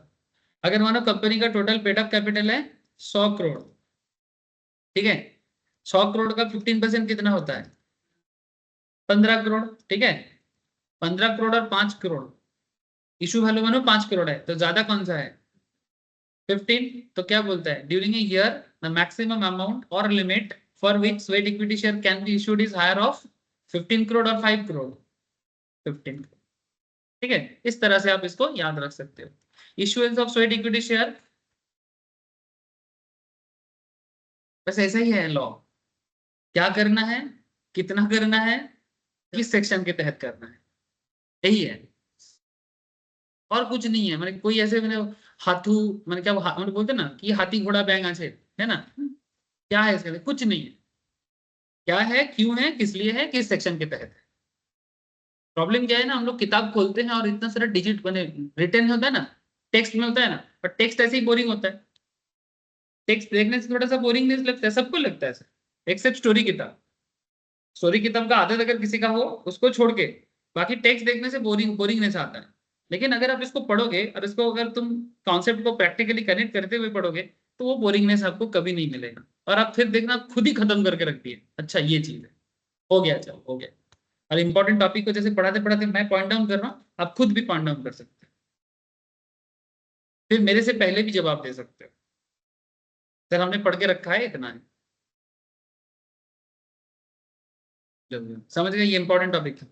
The issuance of sweat equity shares cumulative, including all previous issue, if any, shall not exceed 25% of the paid up equity capital of the company at any time. The limit of startup companies is 50% of paid up capital. हाँ, ये मजेदार है, up to 10 years from the date of its incorporation or registration. क्या बोला? The issuance of sweat equity shares cumulative, including all previous issue, माने पिछले पहले भी किया है, आगे भी कर रहे हैं, बार बार। क्यूमुलेटिव क्या होता है, मानो 2022 में किया है, 23 में भी करना चाहता है, 24 में भी करना चाहता है। If any shall not exceed 25% of the paid up equity capital, जितना कंपनी का पेड अप कैपिटल है of the company at any time. This limit for startup, यही चीज स्टार्टअप के केस में, स्टार्टअप माने हाँ, अगर कल मैं पढ़ाना छोड़ के यहाँ पर ग्रोसरी स्टोर खोल लूँ तो स्टार्टअप हो जाएगा? पूछ रहा हूँ।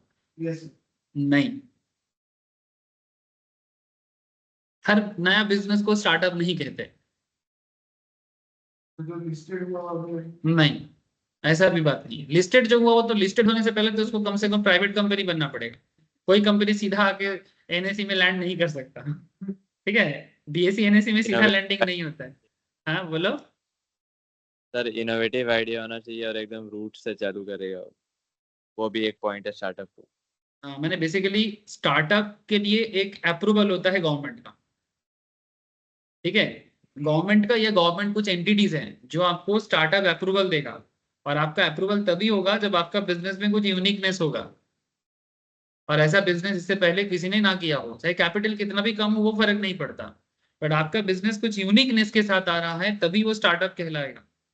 इसके लिए गवर्नमेंट का स्टार्टअप इंडिया प्रोग्राम का एक साइट है, उसमें जाके चेक कर सकते हो स्टार्टअप किसे कहते हैं। ऐसा नहीं कि कोई भी बिजनेस नया खोलेगा, अपना दुकान खोलेगा, ठीक है, मानो मेरे को कल पता लगा है ट्यूशन में ज्यादा मजा नहीं आ रहा है, कपड़ा का धंधा करते हैं, तो मैंने एक कपड़ा का स्टोर बना दिया तो मेरा स्टार्टअप हो जाएगा? नहीं नहीं, ऐसा नहीं है। किसी भी पुराना चीज को भी नए ढंग से कर सकते हो, या फिर कोई भी चीज जो पहले कभी नहीं था उसको अगर आप इनोवेटिव मॉडल से आप कर रहे हो और गवर्नमेंट के थ्रू से आप, यस सर, यूनिक मॉडल होना चाहिए। जैसे मानो बिग बास्केट भी ग्रोसरी बेचता है, ब्लिंकिट भी ग्रोसरी ही बेचता है। ग्रोसरी तो पहले भी लोग बेचता था, लेकिन बेचने का तरीका अलग है, जिसे उसको स्टार्टअप कहा जाता है, ठीक है। तो वो एज पर गवर्नमेंट अप्रूवल में स्टार्टअप होना चाहिए, तभी उसे हम स्टार्टअप कहेंगे, हर किसी को स्टार्टअप नहीं कह सकते। जो भी हो, the limit for startup is 50% of the paid up capital sweat equity, इसीलिए तो बोर्ड वगैरह ये सब करके रखा है, 50% of paid up capital issue कर सकता है। समझ में आ रहा है? Up to 10 years from the date of its incorporation or registration, समझे?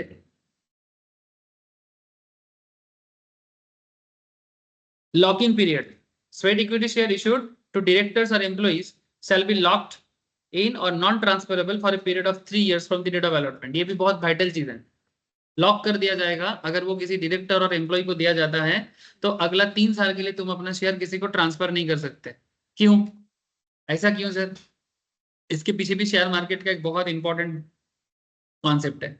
कॉन्सेप्ट कुछ ऐसा है कि अगर मानो कंपनी अपने एम्प्लॉइज को या फिर अपने डायरेक्टर्स को एक large amount of share sweat equity के नाम पे दिया, स्टार्टअप के केस में तो 50% of the paid up capital दे सकता है, ह्यूज मैटर है।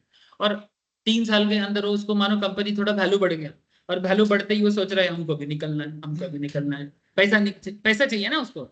पैसा का लालच ऐसा होता है ना, देख रहे हैं हाँ, नहीं नहीं रहा नहीं जाता। मानो जब शेयर लिया था तब 100 टका करके था, अब जैसे ही बिजनेस थोड़ा 1 साल चलने लगा, कंपनी का शेयर 300 टका में मार्केट में वैल्यूएशन हो गया। 100 का चीज 300 हो गया, मानो कंपनी ने तुमको 1000 शेयर देके रखा था और तुम्हारे मन में लटपटा से चल रहा है, ठीक है, लालच लप लपा भाई 200 टका करके 1000 × 200 मेरे को तो 2 लाख टका मिल जाएगा। मेरा जो ये एनफील्ड लेने का जो शौक था वो तो पूरा हो जाएगा, है ना। बेस्ट मॉडल, बेस मॉडल नहीं, बेस्ट मॉडल मिल जाएगा, ठीक है। सो काइंड ऑफ ये सब चीजें आ जाता है, लेकिन ऐसा नहीं है तो फिर कंपनी का इकोसिस्टम बिगड़ जाएगा। इसलिए स्वेट इक्विटी अगर किसी को दिया जाता है तो उसे लॉक इन कर दिया जाता है, स्पेशली अगर वो डायरेक्टर हो और एम्प्लॉय हो, ठीक है। कम से कम 3 साल होल्ड करो फिर ट्रांसफर कर सकते हैं।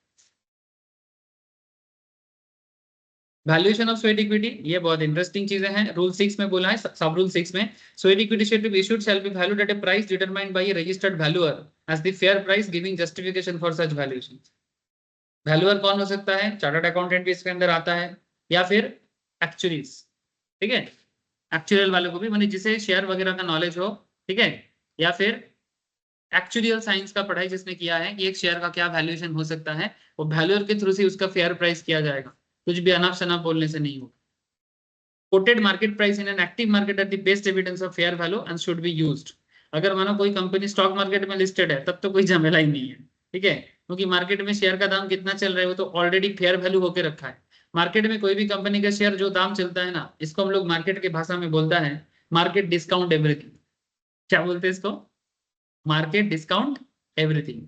एग्जाम्पल के तौर पे जैसे मैंने आपको टीसीएस का शेयर, आज टीसीएस का शेयर जाम मारा है ना सर, देखो 258 रुपीज, 7%। ये अकेला ही आज निफ्टी को खींचा पूरा, ठीक है, इतना महंगा शेयर इतना ज्यादा जाम मारा, मैं बोला ना आपको। अब ये जो 4182 आज का दाम है क्लोजिंग प्राइस, लेकिन कुछ दिन पहले तक इसका शेयर कितने में चल रहा था, ठीक है। अगर थोड़ा सा और पीछे जाओ तो कभी और नीचे भी आया था, है ना। तो जो भी मार्केट दिखाता है ना, जो भी मार्केट दिखाता है, इट्स ऑलवेज अ फेयर। क्यों? क्योंकि डेमोक्रेटिकली इसका प्राइस है सर, डिमांड सप्लाई के कारण है सर। कि टीसीएस के बारे में लोगों का डिमांड कितना है, टीसीएस के बारे में लोगों का मैंने कॉन्सेप्ट क्या है कि शेयर बिजनेस का ग्रोथ क्या है, तो ये एकदम डेमोक्रेटिकली है। इवन इसमें इंटरनेशनल शेयर होल्डर है, डोमेस्टिक शेयर होल्डर है, म्यूचुअल फंड्स वाले हैं, इंश्योरेंस वाले हैं, सब है इसके अंदर, ठीक है। तो इससे ज्यादा फेयर वैल्यू का कॉन्सेप्ट कुछ हो ही नहीं सकता। मैंने कोई दुनिया का वैल्यूअर किसी का वैल्यू कर ही नहीं सकता अगर वो मार्केट जिसका वैल्यू कर रहा है। तो समझे सर, मार्केट कभी कभी गलत होता है, ऐसा बात नहीं है, गलती होता है, लेकिन फिर भी वो बेस्ट वैल्यू, समझे। Quoted market price is an active market are best evidence of fair value and should be used where they exist to measure the financial instrument.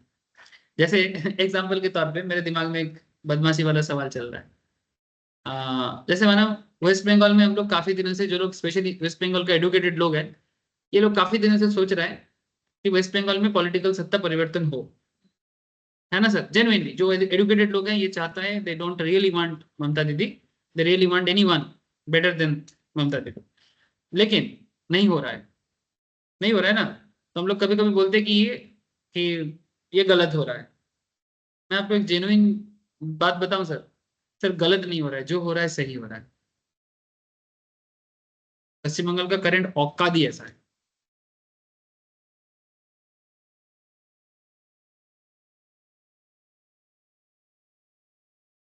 एक स्टेट का टोटल पॉपुलेशन को अगर 100% में बांट दिया जाए, बुरा मत मानना, मैं खुद चेंज के लिए कितना पागल हूं आप लोगों को पता है ना।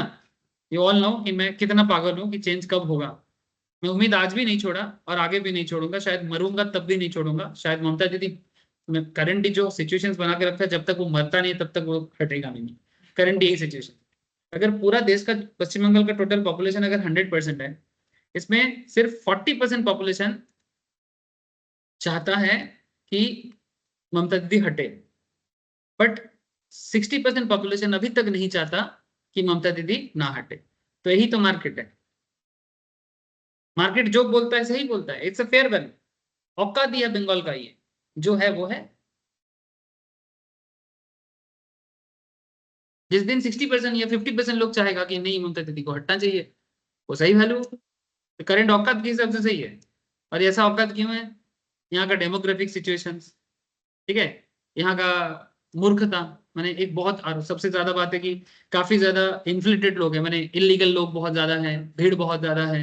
यहाँ का सिचुएशन, मैंने इस तरह का पॉलिटिकल सिचुएशंस लास्ट 70-75 साल में हुआ है, जिसके कारण इसका औकात धीरे धीरे गिरता गया। और उसी का सिचुएशन से कि आज बंगाल का लिविंग स्टैंडर्ड गिरा है, एडुकेशन गिरा है, ठीक है। जो मैं आपको क्या बोला, 1960s तक जो इंडिया को लीड करता था, आज वो इंडिया के पिछले सारे, मैंने पिछले तरफ से वो रैंकिंग में आ रहा है। और जितना थोड़ा बहुत बचा है, और आज भी जो हायर मिडिल क्लास और मिडिल क्लास अभी भी जो प्राइड में बचा है, वो बस वो पुराना प्राइड से ही बचा है, नया कुछ नहीं है। नया प्राइड करने वाला, प्राउड करने वाला कुछ भी नहीं है, वो पुराना प्राउड ही हमारा प्राउड है। वही कोलकाता माने विक्टोरिया मेमोरियल, अरे भाई वो ब्रिटिश, आज भी अगर बोल रहे हैं ना, आज अगर पढ़ने में देखा जाए, बुक्स में देखा जाए, तो कलकत्ता का फेमस प्लेस विक्टोरिया मेमोरियल ठीक है, ब्रिटिश जाके जो लोग बनाया था वो लोग उसका भूत होके फिर उसका और हावड़ा ब्रिज, ठीक है, हावड़ा ब्रिज और विक्टोरिया मेमोरियल, ठीक है, बस। और इंडिया का फर्स्ट मेट्रो कोलकाता, ठीक है, बस वो कब बना था, भूत हो गया। और कितना लोग जो उस मेट्रो में मरा है, उसका भूत कितना बार आ गया, ठीक है। नहीं, हार्डकोर ट्रूथ, आप लोग एडुकेटेड हो, बात को उल्टा मत लेना। आप, ये लोग तो बाहर का है, इनको तो फर्क नहीं पड़ता, हमको फर्क पड़ता है। तेरे को फर्क पड़ता है, मेरे को फर्क पड़ता है, सीरियसली जो बोल रहा हूँ ना, दिल में पत्थर रख के बोलना पड़ता है। लेकिन ये सच्चाई मानना बहुत जरूरी है, तभी तुम आगे बढ़ सकते हो। जब तक तुम अपने नेगेटिव चीज को मानोगे नहीं, तब तक तुम आगे कैसे बढ़ोगे? बढ़ के दिखाओ तो, कभी नहीं बढ़ सकते। इंसान अगर अपनी गलती को एडजस्ट कर लेता है, तो इंसान कब कैसे अपना गलती को सुधारेगा? उसको तो एडजस्ट करके जीना पसंद हो गया।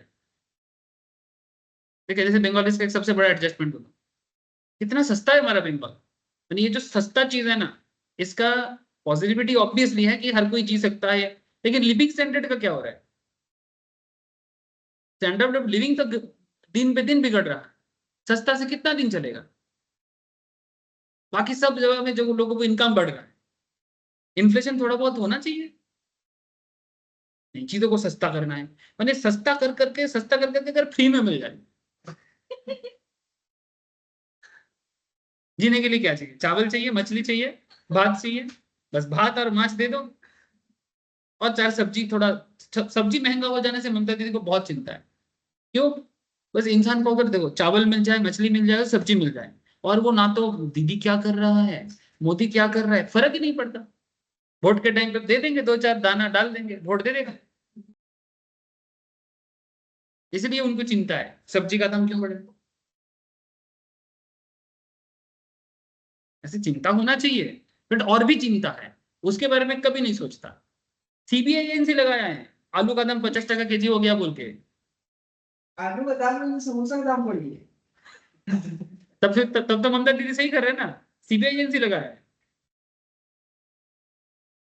जब भी कुछ भी खाने जाते हैं यार, जैसे कि सब जगह आलू होता है ना, वो चलता है ना, अब प्राइस लिख दिया है, वो जो धान मिली है उसमें भी जिस दिन क्या है उसी दिन 10 से 15 आलू का दाम बढ़ गया ना। हम बोले ठीक है सर, क्या कर रहे हैं, सब्जी खीरा डालकर टमाटर का आलू का समझ रहे हो? तो ये सिचुएशंस बना, हम लोग ग्रोथ के बारे में कुछ सोच भी नहीं सकते, ऐसा हालत हो गया हम लोग का इधर का। लड़ाई, ठीक है, लड़ाई करे समोसा की। हाँ वही। 7 रुपये क्या ऐसा बात है, 7 रुपये एक रुपये बाहर आलू का रेट बढ़ गया तो 1 रुपये बढ़ जाएगा, एंड ऑन। दिन में दिन ऐसा हालत हो रहा है कि इंडिया, ईस्टर्न इंडिया का सबसे बड़ा शहर, ठीक है, इवन इंडिया का one of the biggest city, एक बड़ा गांव बन रहा है। एक बहुत बड़ा गांव बन रहा है। मैंने जब कंपेयर करते दिल्ली, मुंबई, बैंगलोर, इनके सामने एक बहुत बड़ा गांव बन रहा है। अरे मैं ये नहीं बोलता कि सब जगह को कॉन्क्रीटाइज कर दो, पर डेवलपमेंट क्यों रोकेगा? आधुनिक चीजें क्यों रोकेगा? है ना? कुछ सोचो। कुछ भी नहीं सोचता है, कहाँ थे कहाँ आ रहे। जो भी, तो कोटेड मार्केट प्राइस, ठीक है, समझ में आ गया। तो ये फेयर वैल्यू का एक बहुत अच्छा तरीका है।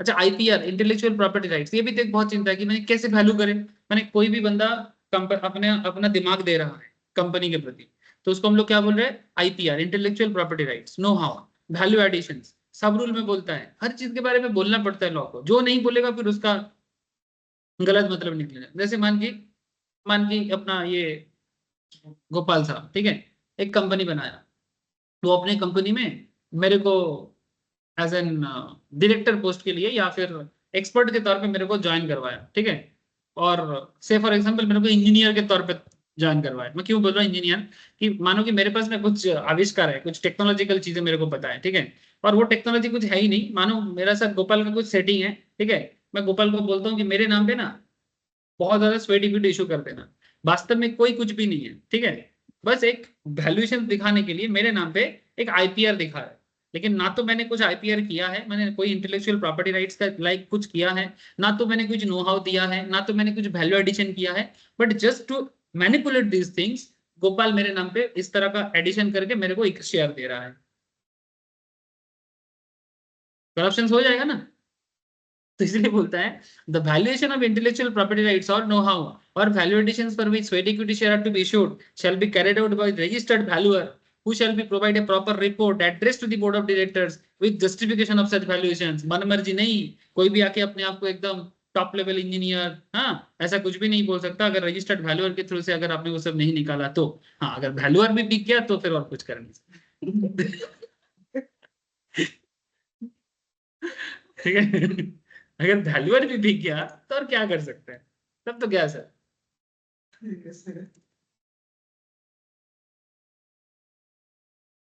Treatment of non cash consideration, जैसे कई बार कंपनी क्या करते हैं, कैश की जगह नॉन कैश में करेगा, तो where the sweat equity share issued for a non cash consideration on the basis of valuation report in respect thereof obtained from the registered valuer, such non cash consideration shall be treated as the following manner in the books of accounts. माने है तो non cash, माने cash तो नहीं है लेकिन उसका value करना है, तो फ्रॉम नॉन कैश कंसीडरेशन उसमें जैसे मानो डिप्रिशिएबल और एमोर्टाइजेबल एसेट, माने जो एसेट डिप्रिशिएबल है, डिप्रिशिएबल माने जैसे फिक्स एसेट का डिप्रिसिएशन होता है, और अमोर्टाइजेशन किसका होता है, इंटेंजिबल्स का, जैसे कि गुडविल, पेटेंट, कॉपीराइट्स, ये सब चीजों का अमोर्टाइजेशन होता है।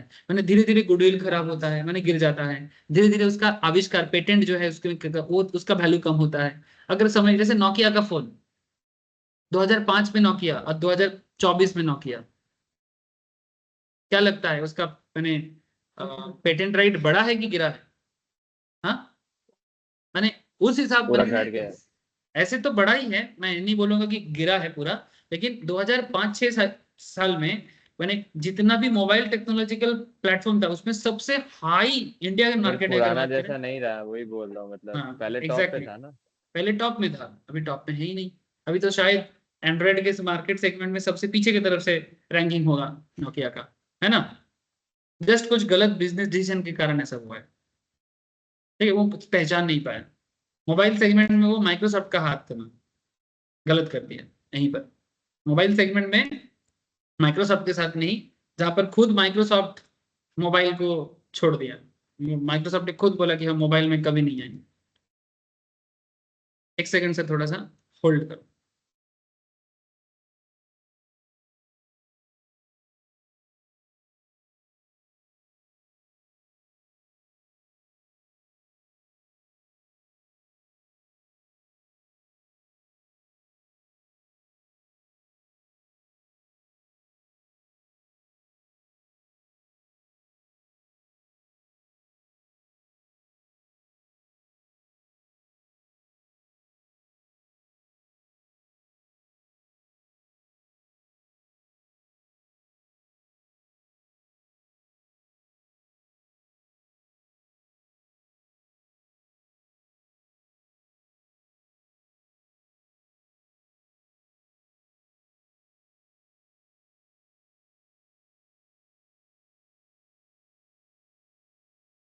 तो अगर वो डिप्रिशिएबल और अमोर्टाइजेबल एसेट है, carried to the balance sheet, ठीक है, और अगर ऐसा नहीं है तो shall be recorded as expense.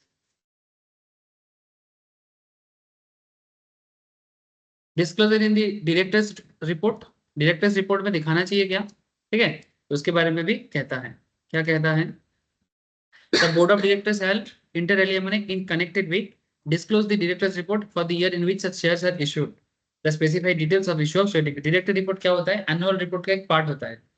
अगर किसी कंपनी का एनुअल रिपोर्ट ओपन करो ना, तो उसमें आपको जैसे ऑडिट रिपोर्ट दिखाया था ना, वैसे डायरेक्टर्स रिपोर्ट भी होता है। ठीक है, कभी पढ़ा करो। ऐसे कभी आप लोग तो कभी देखोगे नहीं, मेरे को ही दिखाना पड़ेगा। ठीक है, फिर उसमें क्या होता है बताना पड़ेगा, फिर ऐसा बात करते करते शायद आप लोग थोड़ा हैबिट बनाओ। तो board of directors shall inter alia disclose the director report for the year in which such are issued and the specified details of issue of sweat equity shares। फिर आगे क्या है sir? Maintenance of register. The company shall maintain A register of sweat equity shares in form number SH3। ठीक है, SH for share holder. ठीक है, याद रखने के लिए, क्योंकि हम लोग क्या पढ़ रहे हैं? शेयर कैपिटल के बारे में पढ़ रहे हैं, तो शेयर होल्डर के नाम पे SH फॉर्म का नाम पड़ा है। ठीक है, it shall be maintain at the registered office of the company or such other place as the board may decide. ठीक है, रजिस्टर्ड ऑफिस माने हर कंपनी का रजिस्टर्ड ऑफिस होता है, हर कंपनी का होगा ही होगा। ठीक है, तो या तो रजिस्टर्ड ऑफिस में रखो या फिर बोर्ड जहां डिसीजन लेगा वहां पर रखो।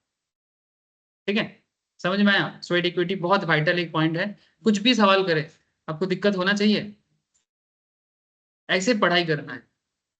चाहे जो पॉइंट्स आप सपोज मैं नहीं पढ़ा पाया या फिर किसी कारण से मैं क्लास में बोलते बोलते स्किप कर दिया, तो इसका मतलब ये नहीं कि आप उसको स्किप कर दोगे, बस आप उसको पैटर्न के साथ कनेक्ट होके एक बार पढ़ के रखो ना। चाहे एग्जाम में कुछ भी क्वेश्चन करे, नो नॉन फर्क नहीं पड़ता, आप पढ़े हो, जानते हो। जितना चीजें फाइनेंशियल वर्ल्ड में यूज होता है, हर चीज के बारे में नॉलेज रखोगे तो क्या ही बिगड़ जाएगा। बात सिर्फ एग्जाम का नहीं है, आगे जॉब भी पाना है। क्या चाहते हो? बस एग्जाम पास करके रह जाए और अच्छा नौकरी ना मिले? किसके लिए पढ़ रहे हो? सिर्फ एग्जाम पास करने के लिए? ऑब्जेक्टिव बड़ा रखो। माँ बाप का सपना एग्जाम पास करके पूरा नहीं होता है। एग्जाम पास तो बस एक वो नाव में बैठ के मैंने नाव में बैठने वाला जो सिचुएशन है ना, वो है। लेकिन वो उसके बाद वो नाव का जो होता है ना, क्या बोलते हैं इसको? चक्कू चलाना। वो चक्कू चलाने के लिए बहुत कुछ चाहिए, वो चक्कू चलाना आना चाहिए। नाव में बैठ गए, एग्जाम पास करके, बोले नाव में बैठ गए। अब नाव को चलाने के लिए बहुत कुछ चाहिए सर। समझ गए तो बहुत अच्छी बात। कहाँ गया? इधर ही तो था, यहाँ से यहाँ पर आने में कितना टाइम लगता है? फिर से खो गया होगा।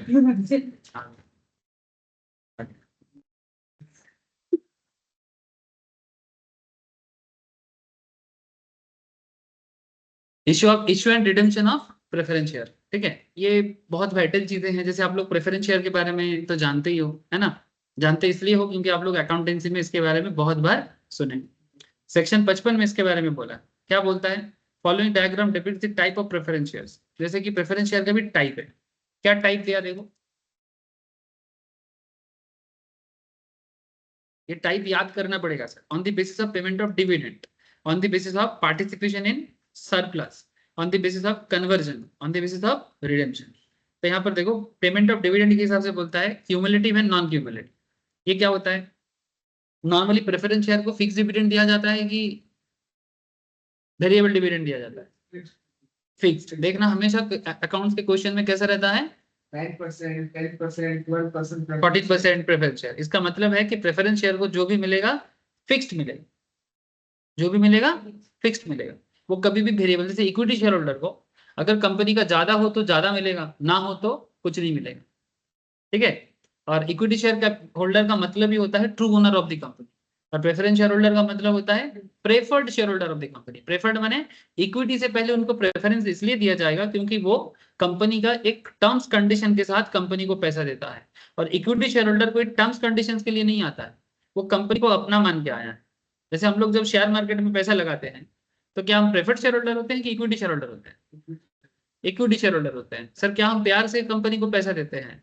आप तो प्यार से नहीं देते, आप तो प्रॉफिट के लिए देते हो। ठीक है, लेकिन मतलब वही होता है, लॉ के भाषा में उसका मतलब वही होता है। लेकिन प्रेफरेंस शेयर होल्डर ऐसे ओपन मार्केट में ऐसा नहीं मिलता। प्रेफरेंस शेयर कंपनी इशू करता है, उस टाइम पे आपको कंपनी का उस इशू में भाग लेना पड़ेगा। ठीक है, ऐसे ओपन मार्केट में तो स्टॉक मिलता रहता है, आप खरीद सकते हो इक्विटी मार्केट से, लेकिन प्रेफरेंस शेयर का मार्केट इतना बड़ा नहीं है।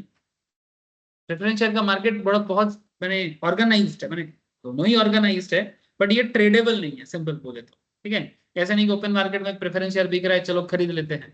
ठीक है, खरीद सकते हो, वो भी मिलता है, उसका भी प्लेटफॉर्म है, दिखाऊंगा मैं आपको कि कंपनी जब प्रेफरेंस शेयर इशू करता है तो किस तरह से इशू के पीछे सिचुएशंस करता है। लेकिन इतना समझो कि अच्छा, कई बार क्या होता है, अगर कंपनी ने बोला 12% प्रेफरेंस शेयर और मानो कंपनी ना प्रॉफिट नहीं किया, ये आप लोग पीएल पढ़े हो ना, प्रॉफिट एंड लॉस अकाउंट, ये प्रॉफिट एंड लॉस अकाउंट के मैंने नेट प्रॉफिट जो कंपनी करता है, नेट प्रॉफिट का मैंने, मेरा क्वेश्चन ऐसा है कि टैक्स देने से पहले प्रेफरेंस शेयर होल्डर का पैसा दिया जाता है कि टैक्स देने के बाद दिया जाता है? टैक्स देने के तुमने क्या बोला? नहीं, ये चीज जानना बहुत जरूरी है। बाद इंटरेस्ट टैक्स से पहले दिया, वेरी गुड। सब कुछ टैक्स। ये बात तो हम लोग फाइनेंस के क्लास में भी डिस्कस करते हैं। कोई भी एक कंपनी का नाम ले लो सर, से फॉर एग्जांपल ऐसे ही रिलायंस ले लो, पता तो है, टैक्स आपको जब करना है तो कंफ्यूज हो जाता है कि बंदा है कि नहीं। अरे तभी तो पूछा, मेरे को पता है ना कि आप लोग ये सब बात में कंफ्यूज होते हो, और तभी तो गड़बड़ कर देते हो। देखो, ये है कंपनी का रेवेन्यू, फिर रेवेन्यू से कंपनी अपना खर्चा माइनस करता है, this is expenses. Expense minus करके आपको क्या मिलता है बोले तो एबिटा, ईबीआई टीडीए, इसका फुल फॉर्म होता है earning before interest tax depreciation and amortisation, ठीक है। फिर ये सब माइनस करने के बाद कंपनी के पास क्या पड़ा है? डेप्रिसिएशन। डेप्रिसिएशन चला गया तो बचा क्या? पीबीआईटी, या फिर इसका एक दूसरा नाम है ईबीआईटी।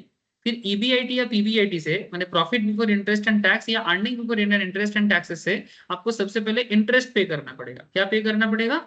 इंटरेस्ट पे करना पड़ेगा। इसके बाद जो बचेगा उसे हम लोग बोलते हैं पीबीटी, माने प्रॉफिट बिफोर टैक्स। माने इंटरेस्ट तो पे हो गया, एक्चुअली ये जो ईबीआईटी है ना सर,